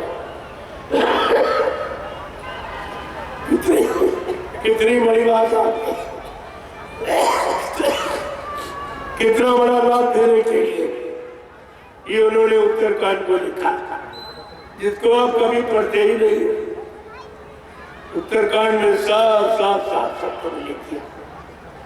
जब चेतन ग्रंथ पड़ गई, ये दिन मरखा छोटत कच गई, कि जड़ चेतन की गांठ लग गई, ये देव ये झूठ है। लेकिन कलयुग के जीव के बस की बात नहीं है कि स्वतः जड़ चेतन गांठ को खोले। उसको तो कोई खोलने वाला चाहिए। गोस्वामी महाराज जी और सचेत कर रहे हैं कि अगर खोलने की गांठ किसी संत महापुरुषों से युक्ति मिल गई तो काल माया तुम्हारे पीछे पड़ी है, वो खोले नहीं। क्या लिखा उन्होंने कि चोरन ग्रांति जान खगराया अभिघन अने कह करे तब माया। अगर जब चेतन की गांठ खुलने की युक्ति किसी संत महात्मा फकीर ने दया करके आपको बता दिया तो काल माया पीछे पड़ जाएगा, वो खोल नहीं। और जब तक जब चेतन की गांठ खुली रह गई तब तक काल माया के देर से कोई जीवात्मा निकल कि छोरन ग्रांति पाए जो कोई और तब यह जी वह कृतार्थ होई। उसका पूरा परिणाम भी दे दिया। जब तक जब चेतन की गांठ नहीं खुलेगी कोई भी जीवात्मा इस काल माया के देर से 4,84 लाख लड़कों की योनियों से कभी छुटकारा नहीं पा सकता। देखो दोनों चीजें बताए, बगैर गांठ खुले जा नहीं सकते। अब गांठ खोलने की युक्ति मिल गई तो काल माया पीछे पड़ जाएगा। लेकिन नहीं, समरस सद्गुरु दयाल अगर उनका जीव है और उनके द्वारा अगर नाम की युक्ति मिली है तभी आपसे कहा जा रहा नामदान सद्गुरु के द्वारा। नामदान किसी इंसान के द्वारा सुनाने बताने पर काल माया के देश से छुटकारा कभी नहीं मिलेगा। इसीलिए आपको मना किया जा रहा है कि नामदान कोई नहीं दे सकता। वो समय का सद्गुरु इसीलिए आता ही है। उसका एक ही काम जीवात्माओं को जब चेतन की गांठ खुलने की युक्ति नाम दो देना और नाम दो शब्द दो पकड़ा के उसको घर चलने की पहुंचने की युक्ति बता रहा, ये उसका काम होता। लेकिन तुम्हारे सोने उसको जाया नहीं। एक ने अल्लाह बता दिया, कहा पीछे दौड़ पड़े, नाम दान दे रहा, नाम दान दे रहा। मैं कौन सा नाम दान दे रहा भाई? जो बाबा जी ने नाम युक्ति बताई है 5 नाम, क्या इसके अलावा कोई 6, 7, 8 नाम दे रहा है? देखो नाम दान दे रहा। या बाबा जी कह दिए 5 नामों को दोहरा रहा। ये पहले भी दोहराता था, आज भी दोहराता, लेकिन तुम्हारी समझ नहीं आया कि सुनाने वाला कौन, देने वाला कौन। सुनाने वाला क्या करेगा, देने वाला क्या करेगा। हम अगर आपको ये सुनाए कि रसगुल्ला मीठा होता, मुलायम होता है, तो क्या आप संतुष्ट हो जाओगे सुन के? कुछ देर के बाद कहोगे अरे सुनाना कि कुछ खिलाना पिलाना। अरे संतुष्टि तो पाने से होती, क्या सुनाने से संतुष्टि हो जाएगी? ये बेचारे सब फंसे, ये सब उसी में फंसे, गुरु में नहीं फंसे, चेले में फंसे। मैंने इनसे पूछा कि तुम मथुरा जाते थे? कहते हाँ। तो गुरु का दर्शन करने गए थे कि चेलों का? गुरु का। गुरु की सुने गए थे कि चेलों की? गुरु की मानने गए थे कि चेलों की? गुरु की। तुम गुरु भक्ति करने गए थे कि चेला भक्ति करने गए थे? गुरु भक्ति। और ये सब चेला भक्ति, सब के सब चेला भक्ति में फंस गए। गोस्वामी जी महाराज ने उत्तरकांड में इसीलिए लिखा, 550 वर्ष पहले से जानकारी दे रहे कि कलयुग का जीव कोई भ्रमित न होने पावे, वो गुरु की महिमा से अलग न होने पावे। उन्होंने क्या लिखा कि गुरु बीन भाव निधि तरह ना कोई, और जो भी रांची इस शंकर सब होई। कह रहे कि कोई भी कितना ब्रह्मा विष्णु महादेव के समान धनवान बलवान बुद्धिमान कीर्तिवान क्यों न बन जाए, लेकिन ये भवसागर बगैर समय के सदगुरु के कोई पार नहीं कर सकता। और वो गुरु जो नाम जहाज लेके आया वो पार नहीं करता। ऐसे थोड़ी पार करके उठा फेंकेगा। जो भवसागर पार करने के लिए नाम नौका लेके आएगा। और बाबा जी ने आपसे कितना समझाया कि बच्चा, मैं जय गुरुदेव नाम का इतना बड़ा जहाज लेके आया हूँ, अगर सारी दुनिया मेरे जय गुरुदेव नाम के जहाज पर सवार हो जाए तो मेरे जहाज का एक कोना ही बनेगा। तो क्या जहाज खाली लोगे? मैं आपसे पूछ रहा, क्या जहाज खाली लौटाल के ले गए? अभी तो कोई जीवात्मा नहीं जगी, कोई नहीं सवार हुई, कोई घर नहीं पहुंची, अब तुम कहते हो ले जाने वाला पहुंचाने वाला चला गया। इतना भी तुम्हारे अंदर सूझ नहीं है कि संतों के वचन कभी झूठ कभी मिथ्या नहीं होते। इसलिए पहले गुरबाणी में लिख दिया गया कि किसी को संतों पर, उनके वचनों पर कोई शंका न हो। संत वचन पलटत नहीं, पलट जात ब्रह्मांड। चाहे ब्रह्म अपनी ब्रह्मांड की रचना में तब्दीली बदलाव क्यों न करते, लेकिन संत जो कहेंगे वो करके दिखाएंगे। संतों की जबान दस्तावेज होती, जिसको यूनिवर्सल ट्रुथ कहते हो, आकाश सत्य, कोई नहीं काट सकता। ये सब विचारधारा आपने रखनी चाहिए, लेकिन आपने ये सब भुला दिया, तुम्हारे पास कुछ नहीं बचा, कुछ नहीं बचा। गोस्वामी जी महाराज रामचरित मानस इसीलिए लिखी कि कलयुग का जीव गुरु के बारे में, संतों के बारे में, सदगुरुओं के बारे में कोई भ्रम शंका संदेह में न चला जाए।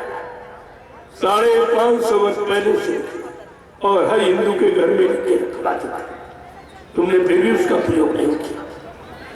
उसने ये सब लिखा होगा, उन्होंने सब लिख के रखा कि कोई भ्रम, कोई भूल, कोई संदेह, कोई शंका किसी में ना हो, क्योंकि गुरु कोई आदमी इंसान का नाम नहीं है। गु माने रूप, अंधकार, रू माने प्रकाश। जो सदरी अंधकार से प्रकाश की तरफ, अधर्म से धर्म की तरफ, पाप से पुण्य की तरफ, झूठ से सत्य की तरफ, दानवता से मानवता की तरफ हम सब जीवों को जगा करके और लेकर के खड़ा कर दे, ऐसी जागी हुई मूर्ति का नाम गुरु है। उसे गुरु कहते हैं। गुरु कोई जात पात, गुरु कोई पढ़ा लिखा ही, ये कुछ नहीं। और आपने गुरु नहीं समझा, गुरु की महिमा नहीं समझ पाई। मैंने इनसे और पूछा, आप परिवारदार, बाल बच्चेदार और सत्य बोलना कि आप लोगों ने नाम दान गुरु महाराज से लिया या किसी चेले से लिया है? गुरु महाराज से। गौर से बोलो। गुरु महाराज से। आप लोगों ने नाम दान गुरु महाराज से लिया या किसी चेले से लिया है? गुरु महाराज से। आपका हाथ गुरु महाराज ने पकड़ा या किसी चेले ने पकड़ा है? गुरु महाराज ने। आपकी जीवात्मा को जगाने का, परमात्मा से मिलाने का और जीवात्माओं को निर्धाम पहुंचाने का वादा ये गुरु महाराज का है या किसी चेले का है? गुरु महाराज का। फिर ये काम कौन कर देगा तुम्हारा?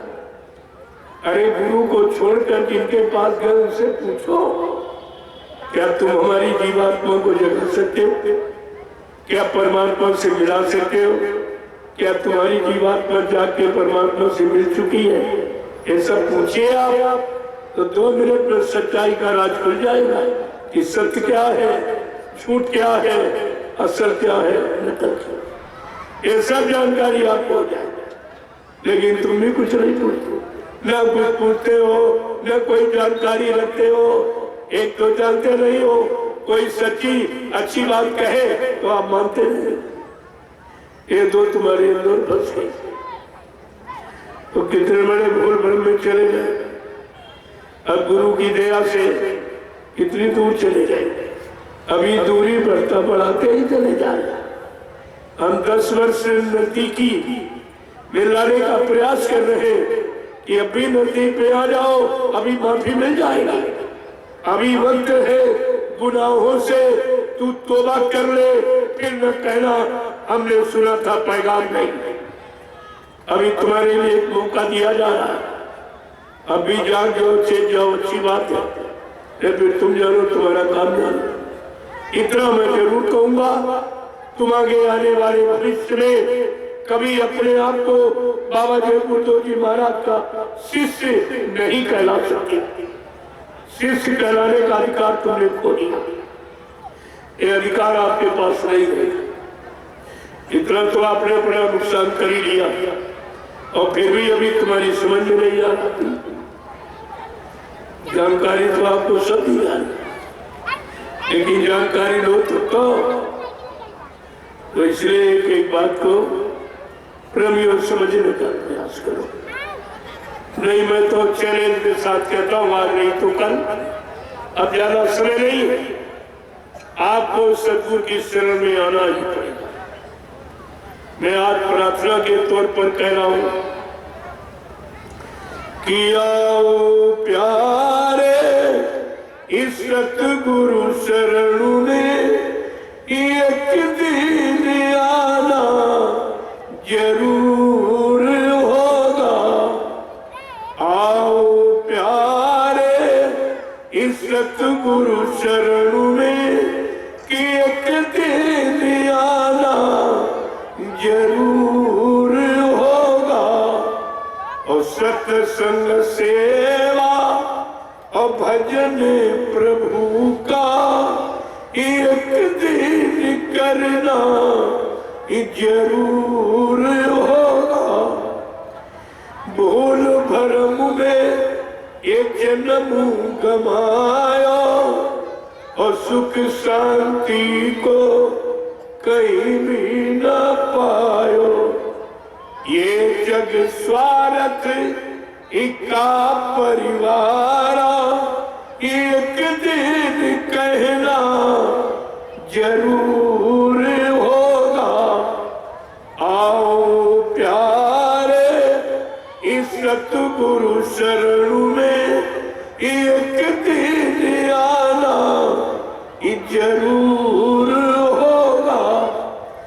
कि सत्संग सेवा और भजन प्रभु का एक दिन करना जरूर होगा।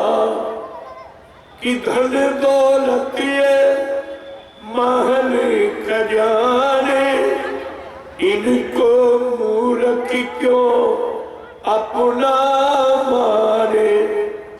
इस तन नगरी और तुच्छ देश से कि एक दिन चलना जरूर होगा। इस तन नगरी और तुच्छ देश से एक दिन जाना जरूर होगा। देखो कितनी बड़ी बात है, इसलिए कह रहे जब कुछ साथ नहीं जाएगा, नंगे आए हो अकेले जाओगे, तो क्या कह रहे कि चोरी हिंसा और झूठ कमाई पाप पुण्य का भेद ना पाई। चोरी हिंसा और झूठ कमाई पाप पुण्य का भेद न पाई।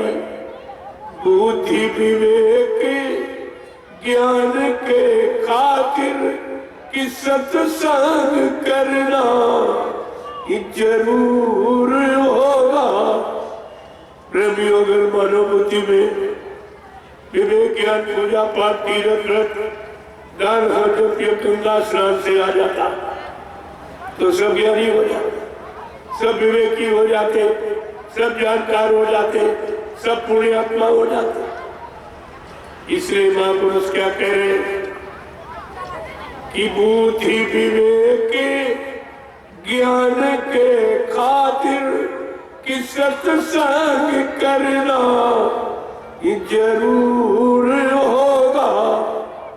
गोस्वामी जी महाराज ने रामचरितमानस में भी इस वक्त शब्दों में कहा कि बिन सत्संग विवेक न होई और राम कृपा बिन सुलभो न सोई कि सत सुधर ही सत संगत पाई और पारस परसी कुघा तो सुहाई। कितने साफ शब्दों में आपने लिखा पड़ी सब घरों में रखी तुम्हारी, लेकिन तुमने उसमें से कुछ नहीं लिया, अपने जीवन में कुछ प्रयोग नहीं किया। इसे लाभ उस शिक्षा के लाभ से आप वंचित रहे। क्या कह रहे हैं आगे? समझा के कह रहे हैं ये कलयुग है, ये संत महापुरुषों की दया जो कलयुग में आपको साधु नहीं बने, कोई दाढ़ी बाल नहीं बनाना, कोई लाल पीला कपड़ा, ये कुछ नहीं, ये कुछ नहीं। घर गृहस्थी परिवार में हो और खेती दुकान कर बिजली व्यापार मजदूरी सच्चाई ईमानदारी मेहनत से अपने बाल बच्चों को खिलाओ। जब सच्चाई ईमानदारी मेहनत की कमाई खिलाओगे तो तुम्हारे बच्चे सच्चे ईमानदार त्यागी समझ देश समाज के काम आने वाले होंगे। इसलिए ये इतना और आपको छोड़ के अंगल जंगल नहीं है। क्यों? कलयुग के लिए वर्जित है। कलयुग का जीव बहुत कमजोर है, उम्र समय यहाँ रहने का बहुत कम है, मन की ताकत बहुत थोड़ी छोटी, चीटी के बराबर ताकत, इसलिए तुम्हारा मन कुछ कर नहीं पाता। अब चीटी में कितनी ताकत होती, बस उसी तरह तुम्हारे मन में ताकत रहेगी। ये तो संत महापुरुषों का बल, उनकी शक्ति, आदेश पालन करके आप ले ले, वचनों को मानकर, तब तो तुम्हारा मन बलवान हो जाएगा। वैसे तो बहुत कमजोर है। इसलिए महापुरुषों ने कहा घर गृहस्थी परिवार में बाल बच्चों की देख रेख करना, ये तुम्हारा गृहस्थी धर्म है। आए गए का अति सत्कार, ये गृहस्थी सच्चा धर्म है। और मतलब यानी इसलिए समझा के क्या छोड़ना, क्या फिर छोड़ना कलयुग में ऐसा नहीं है। क्या छोड़ना है? ये जो तुम्हारे मन को विकृत किए, मन को हमेशा खराब करते रहते, उन दुश्मनों से मन को बचा के रखना। मन के दुश्मन कौन है? कि काम क्रोध मद लोभ को छोड़ो, ईर्षा राग से मन को मोड़ो। काम क्रोध मद लोभ को छोड़ो और ईर्षा राग से मन को मोड़ो। ईश्वर प्राप्ति अगर जो चाहो, अगर ईश्वर की प्राप्ति करनी है, खुदा का दीदार करना है, तो कौन कराएंगे? ईश्वर प्राप्ति अगर जो चाहो तो सतगुरु करना जरूर होगा।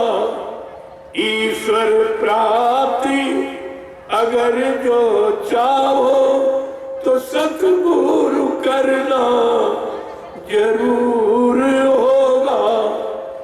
आओ प्यारे इस सतगुरु शरण में एक दिन आना जरूर होगा।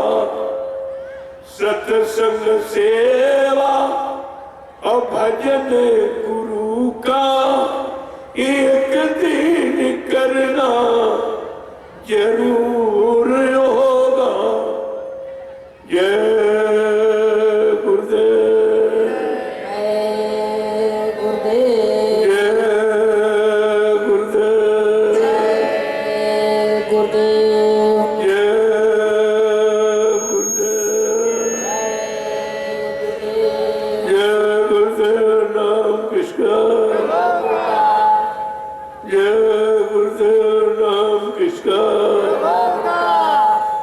ये गुरुदेव नाम किसका, प्रभु का प्यारा नाम। अब आप लोग खड़े हो जाओ, खड़े हो जाओ आप लोग। देखो आज समय से सत्संग रोज आप देर कर देते, इधर उधर घुमाते रहते तो वहां से कोई सत्संग सुनने नहीं आता, वो लड्डू खा के घर में बैठ जाते, कोई मतलब नहीं था। इसलिए मैंने आज आपको करके दिखाया इसी तरह, तो तुम्हारा प्रसाद भी स्वार्थ लग जाए। जो प्रेमी आए हैं वो ऐसे लौट न जाए बिना सत्संग से, उनको सत्संग मिल जाए। जिनके लिए कार्यक्रम रखा गया, लेकिन तुम सब अपनी मनमानी क्या करते हो, और मनमानी में अपना भी नुकसान करते हो और तमाम जीवों का नुकसान करते हो, और बात को सोचते नहीं। इसलिए हमको आज ये करके दिखाना कि इस तरह से शोभा यात्रा और प्रसाद वितरण भी हो जाए, और जो प्रेमी आए हैं वो बिना सत्संग सुने वापिस न जाए। तब तो आपका ठीक है, सब करना खर्चा आप यहाँ करते हो और समय खराब करते हो गाँव में, वहाँ क्या होगा, वहाँ से कोई सुनने नहीं आएगा कभी भी। वो तो लड्डू खा के घर में बैठ गए, उनका क्या मतलब, उनका कोई मतलब नहीं। मैंने कहा ऐसे तुम बताने से नहीं मानते तो हम तुमको करके दिखा देंगे, तो आपको करके दिखा दिया। वो भी काम आपका पूरा और ये भी पूरा, दोनों काम हुआ। जय गुरुदेव। अब प्रेमियों, दूसरा, पहला तो सूत्र है कि आप शाकाहारी, दूसरा आपके जीवन को बनाने वाला सूत्र, समस्याओं को हल करने वाला सूत्र भजन है। भजन आपने भजन का ही वादा किया लेकिन भूल गए, और किसी ने आपको वादा बताया नहीं। यही तो मैं कह रहा हूं, कथा वार्ता से क्या मिला, जो बताना चाहिए असली हो तो ये खुद ही नहीं जानते, तुम्हें क्या बताएंगे। ये जीवात्मा ने कथा वार्ता का वादा किया, ये भजन का वादा किया।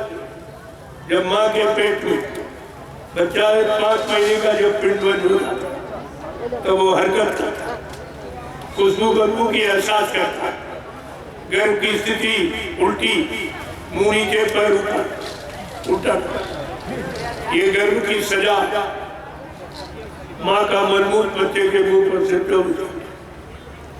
अब सोचिए आप कितनी बदबू होती है, कितना से दुख तकलीफ होगी वो, लेकिन वहां तो कोई बैठा नहीं जो तुम्हारी फरियाद को सुन लेगा। लेकिन जीवात्मा ने फरियाद की है, जिसको संत गोस्वामी जी महाराज ने रामदेव महाराज के उत्तर कांड में स्पष्ट किया। जब जीवात्मा गर्भ के असहनीय पीड़ा को नहीं सह पाए तो क्या कह रही है, एक एक बात को जब समझोगे तो सब समझोगे। एक ही बात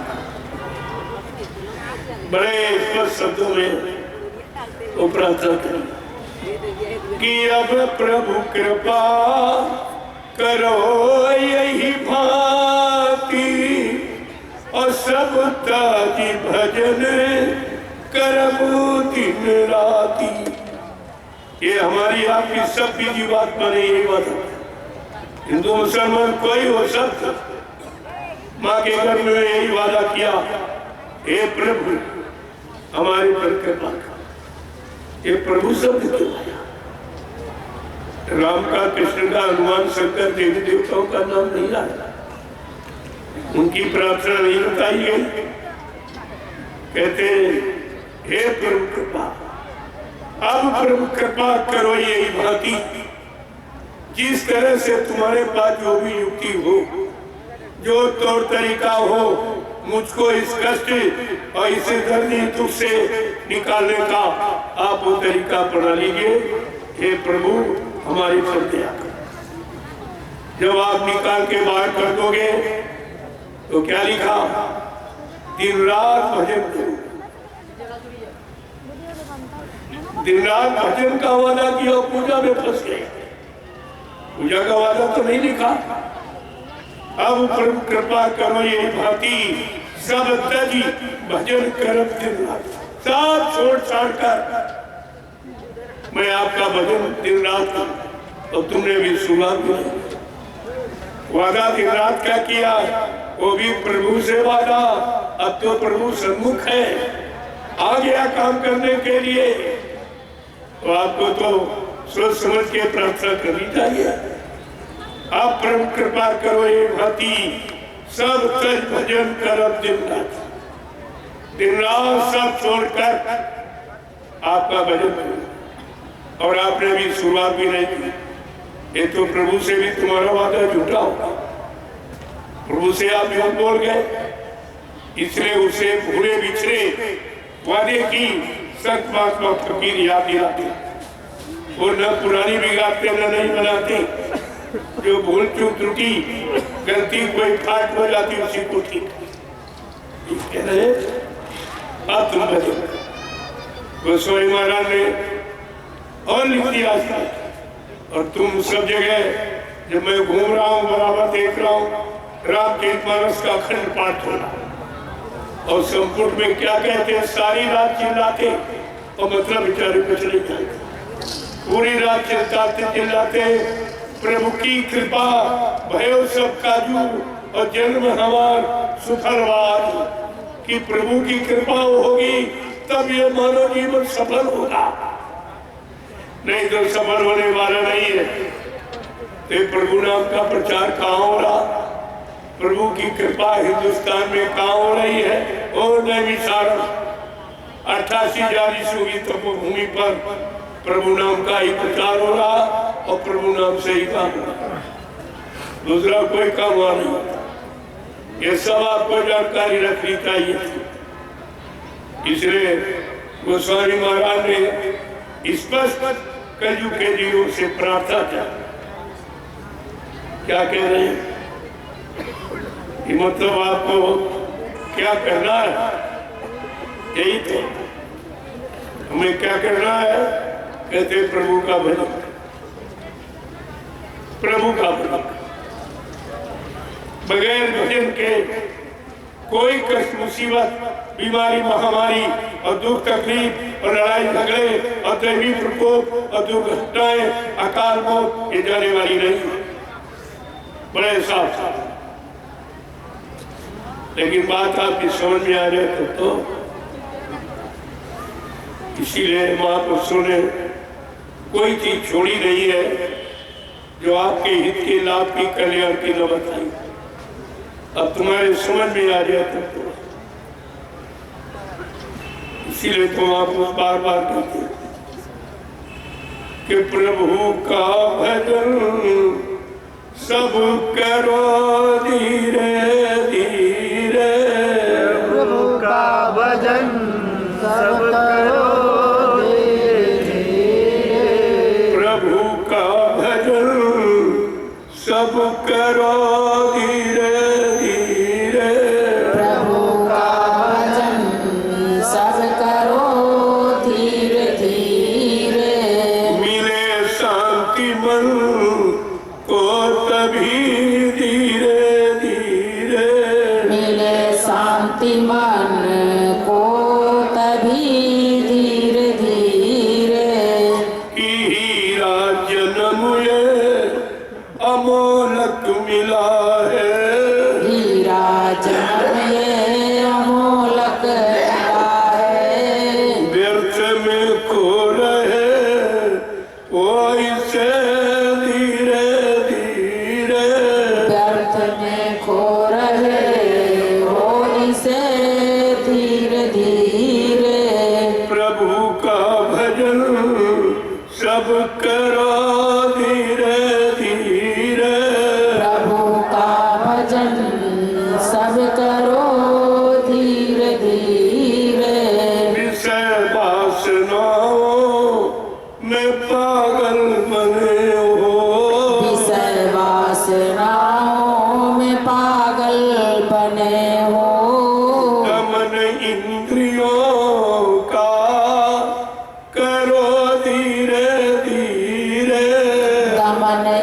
इंद्रियों का करो धीरे धीरे, दमन इंद्रियों का करो धीरे धीरे, दमन इंद्रियों का करो धीरे धीरे, मिले शांति मन को तभी धीरे धीरे, मिले शांति मन को तभी धीरे धीरे, कि सत्संग सरिता का जल निर्मल, सत्संग सरिता का जल निर्मल, मिटेगी कर्म गंदगी धीरे धीरे, धुलेगी करम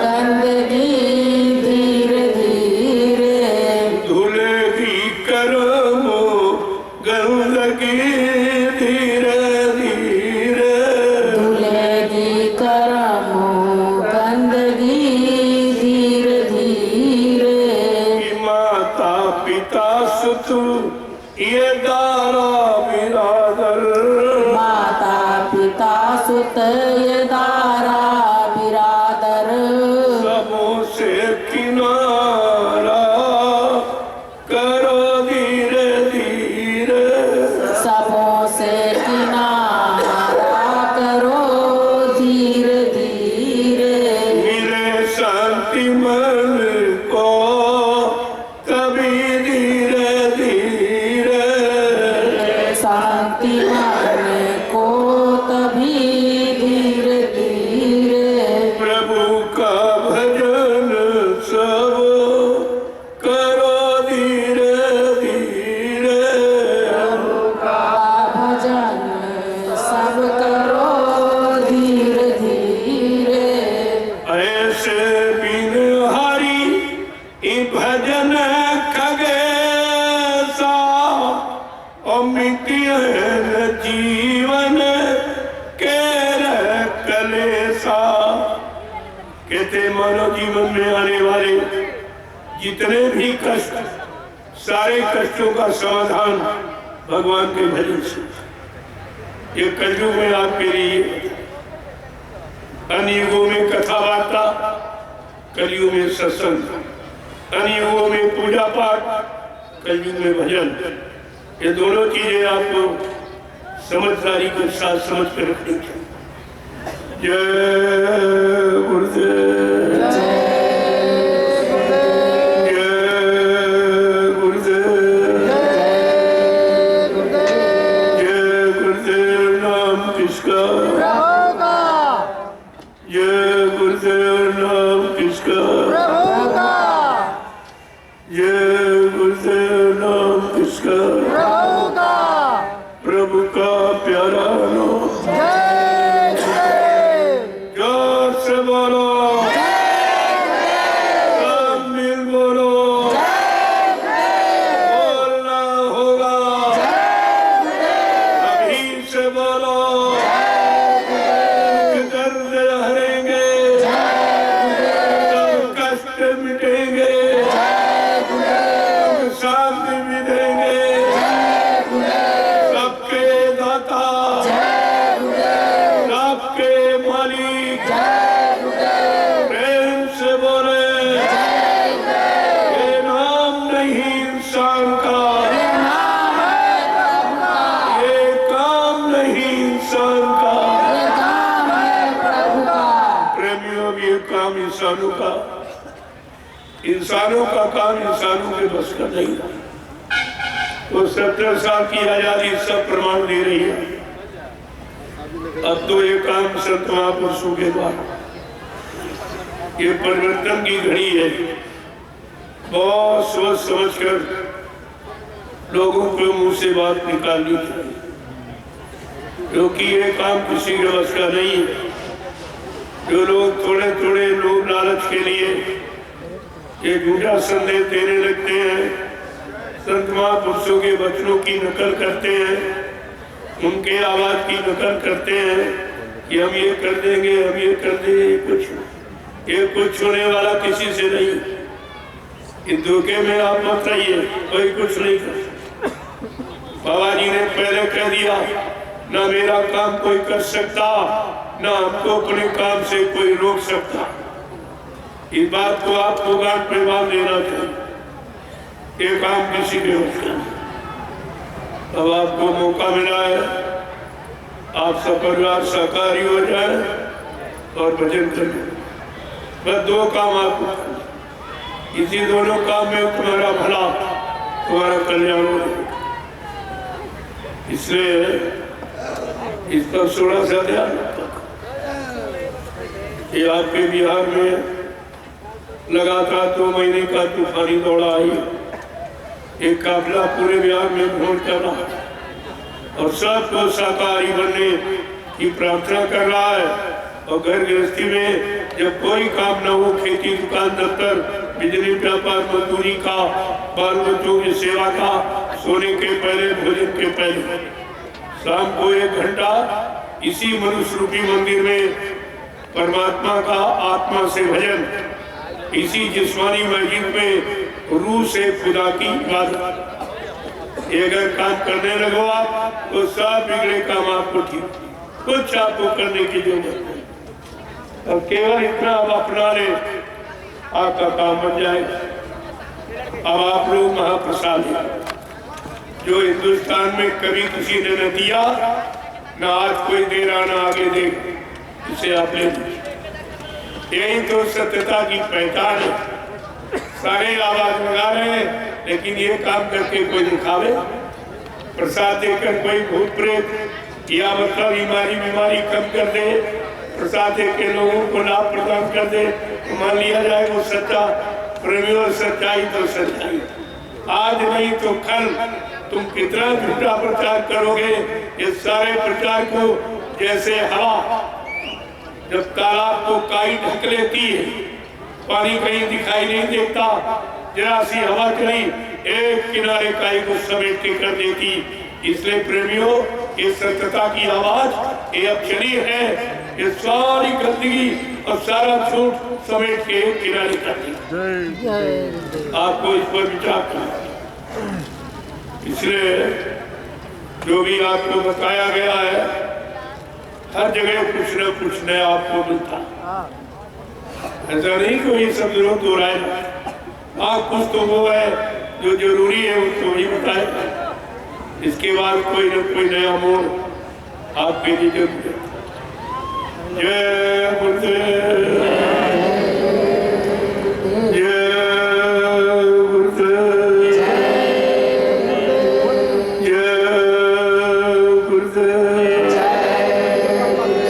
देखो आप सबके लिए दूसरा लाभ है, झंडा गाड़ दिया। ये प्रभु नाम का झंडा, प्रभु मदद करेगा और कोई नहीं। बाकी झंडे अपने अपने नाम, अपने मान सम्मान, अपने कुर्सी, अपने पद के झंडे, लेकिन ये झंडा प्रभु नाम सब के लिए। प्रभु सबका है, सबका मालिक, इसलिए सब, इसलिए झंडे से सबको लाभ। अभी आप कुछ लोग तब तक परिक्रमा कर ले झंडे, जय गुरुदेव नाम प्रभु का लेते हुए 21 बार, 51 बार, 101 बार, जितनी जैसी भारी बीमारी, जितना बड़ा जिसको प्रेत भूत लगा है, उतने चक्कर आपको ज्यादा। लेकिन इस बात का ध्यान रखिए, जब झंडे के पास जाओ तो ये प्रतिज्ञा करो कि आज से मैं पूर्ण शाकाहारी रहूंगा, अन्य शराब गोश्त मांस मछली से दूर, निंदा आलोचना बुराई क्रिटिसाइज से दूर, दूसरे के धन स्त्री और पति से ये परहेज है। अब आप परहेज कर रहे, मैं दावे के साथ आपके बीच में कह जा रहा हूँ, ये झंडा आपकी पूरी मदद करेगा। ये जय गुरुदेव नाम प्रभु का, ये सब की मदद। कोई हिंदू मुसलमान हो, अगर दवा कोई अंग्रेजी हिंदी उर्दू भाषा की नहीं होती, दवा रोग के निवारण के लिए होती, उसमें आशा भाषा नहीं काम करती। इसलिए ये नाम जड़ी नाम औषधि है, आप इसका प्रयोग करेंगे परहेज के साथ, ये सब लाभ आपके पास। जय गुरुदेव। आप इसकी परिक्रमा करो।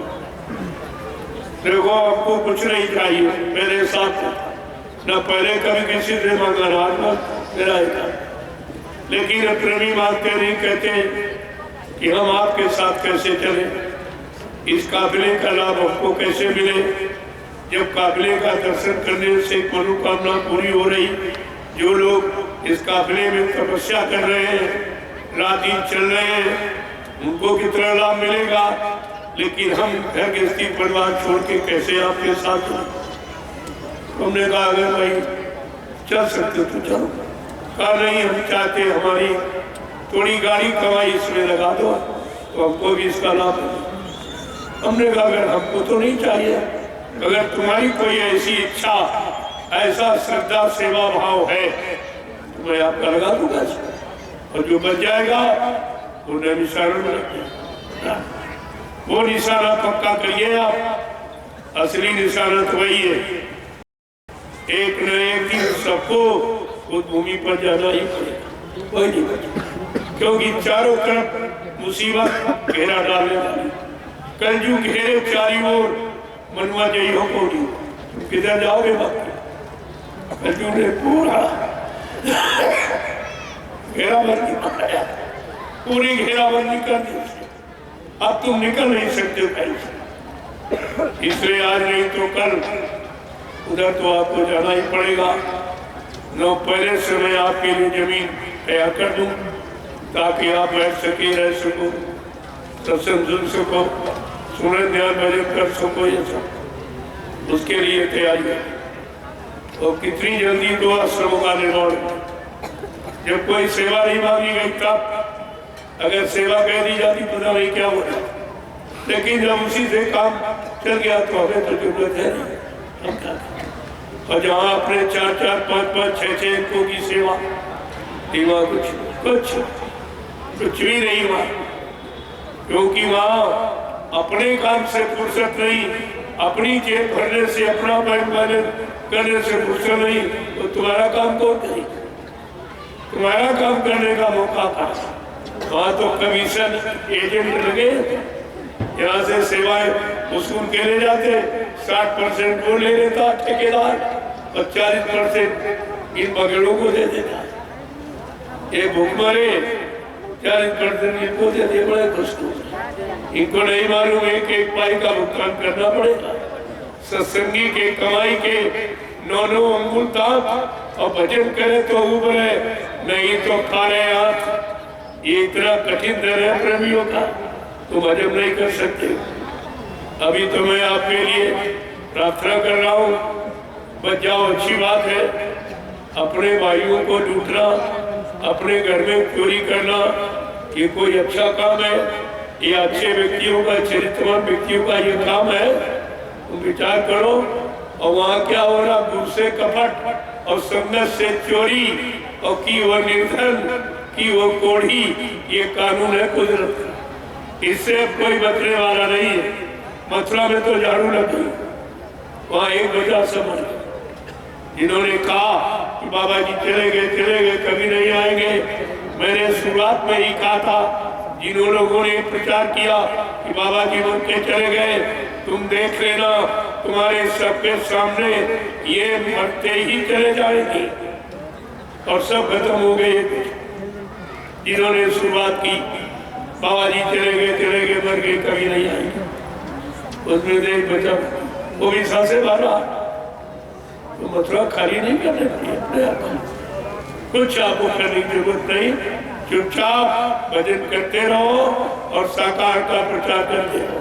सत्संग वचनों को सुनो और प्रेमियों को सुनाओ, बस इसी से परिवर्तन हो जाएगा। आपको कुछ नहीं करना, बस इतने काम में आप लगे रहिए।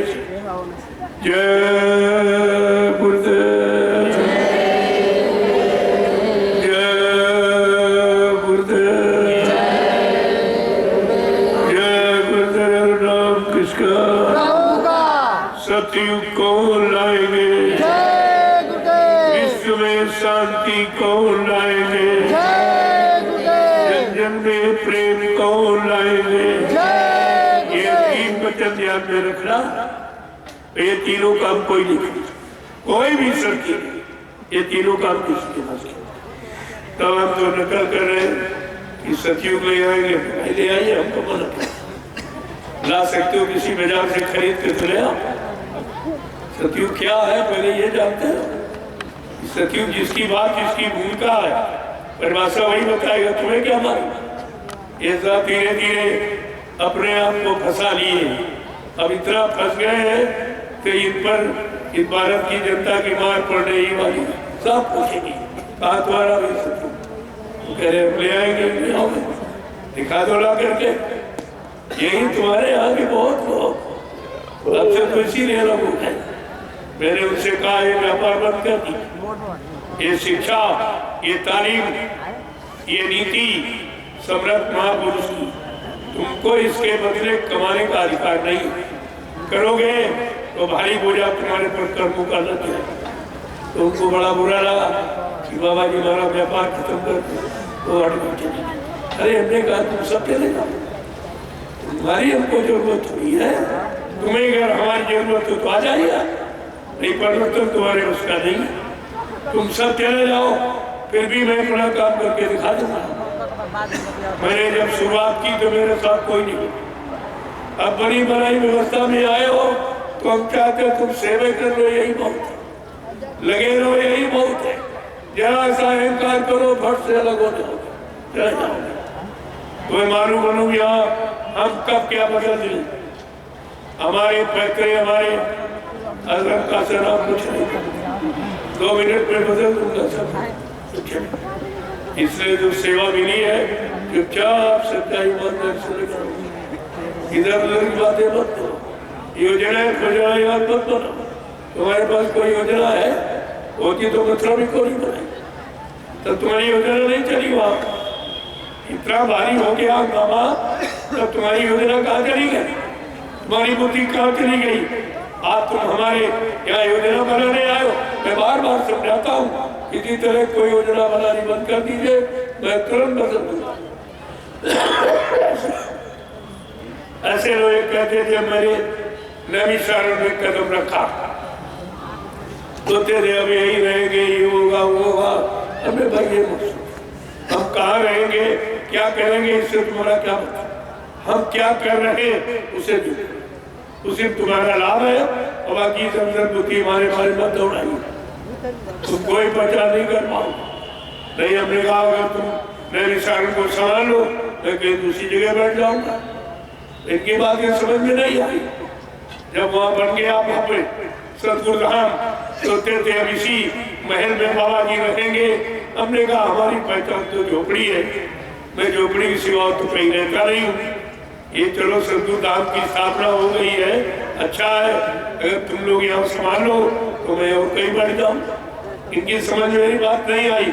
मैं एक दिन गाड़ी और पकड़ी, हमने कहा ड्राइवर को भी नहीं बताया कहाँ जाना क्या करना, हमने चलो जाओ ना। गए एक जंगल को देखा, हमने बस यही रही, बस वहीं पर प्लास्टिक की एक झोपड़ी बना ली और 3 महीने उसी नीचे गुजारे। ऐसा नहीं मैं तुम्ही को रखता हूँ, मैं भी उसी तरह रहता हूँ और तुम सो जाते हो, मैं बात में तुम्हारी रखवाली करता हूँ, ग्रहण करता हूँ। मैं कोई आराम करने के लिए नहीं आया हूँ, मैं तो काम करने के लिए आया हूँ। मेरा काम है। नहीं ऐसी स्थिति में मेरे दोनों पैरों में 2-2 फोड़े थे, लेकिन मैंने कहा तुम मत नहीं, क्योंकि बैठने में वहां तकलीफ थी, बैठे थे लेकिन नहीं। कहा भाई शरीर तो ये इसी काम के लिए संकल्प किया है, इसी काम में निपट जाएगा, अच्छी बात है, इसका क्या मोह करना।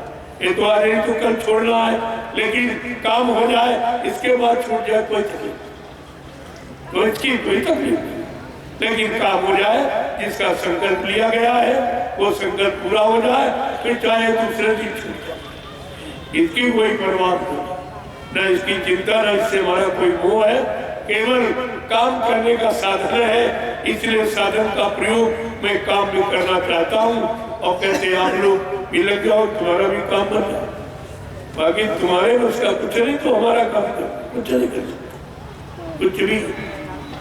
अब ये लगे हुए यही कौन, इसी लगे में तुम्हारा कर्जा निपट जाए, तुम्हारा सहित में काम हो जाए, नहीं फिर तो भजन ही करना पड़ेगा, तब कहीं अदा होगा कम करना, और भजन तुम्हारे बस का है लिहाजा जन पर जन लेने का कारण क्यों बनाते हो? धीरे से काम कर, बहुत थोड़ा समय रह गया।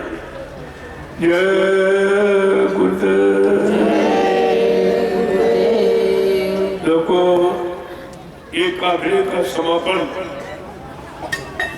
जय गुरुदेव आध्यात्मिक 11 आश्रम मिश्री सीतापुर उत्तर प्रदेश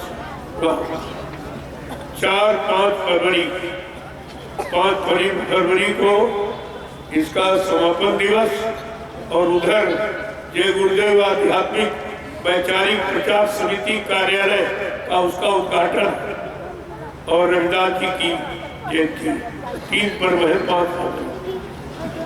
तो जिन प्रेमियों को शामिल शरीक होना है तो उनके लिए जानकारी दे दूं कि काफिले का समापन कार्यक्रम होते रहेंगे, लेकिन समापन वही जहाँ से चला हूँ वही। इस बात का ध्यान रखिए, सब जगह इधर उधर का प्रचार मत करिए। तो हम लोग कोई कह रहा किसी नगर, कोई कहीं, कोई अपने मन से कोई बात मत निकाल, तुम्हारे अनुसार कुछ नहीं होगा। इसलिए जो बताया जाए उससे कम कहा, क्योंकि बताने का मतलब कुछ हमारा और है और तुम्हारे करने का कुछ अर्थ और होता। इसलिए यानी 16 आने में तुम 12 ही बात की, 4 आने छोड़ के, तो तुम्हारी बचत हो जाएगी। नहीं बाद में केवल हमारा पूरा नहीं हुआ, हमारा अपमान हो गया, तो ऐसा कोई काम मत। मैं 16 आना कहूँ तो आप 4 आने छोड़ के, इसके लिए ज्यादा अच्छा है। जय गुरुदेव। अब आप लोग महाप्रसाद जो हिंदुस्तान में कभी किसी ने दिया नहीं, यहीं से हमारी सच्चाई प्रारंभ हो जाएगी। सब लोग जान जाएंगे भाई झूठ क्या है, सत्य क्या है, असल क्या है, नकल क्या है। न मैं कोई नकल करता और न करने का आदेश देता, इस बात को समझ लीजिए। मैं कोई नकलची नहीं हूँ, मुझे जो आदेश होता है मैं उसी का पालन करता हूँ। अब तुम्हें तो आदेश सुनाई नहीं देता, तुम्हें क्या मालूम क्या आदेश हुआ क्या नहीं हुआ। तो इसलिए कभी इस पर अपनी बुद्धि खर्च मत किया, उतना सोचो जितने सोचने के दायरे में तुम सुचारू रूप से खड़े रह सको। तुम ही हट गए भाग गए तो क्या बात नहीं, ऐसा सोचना तो व्यर्थ हो जाए। जय गुरुदेव। अब आप जरूर चलिए इस महाप्रसाद के लिए।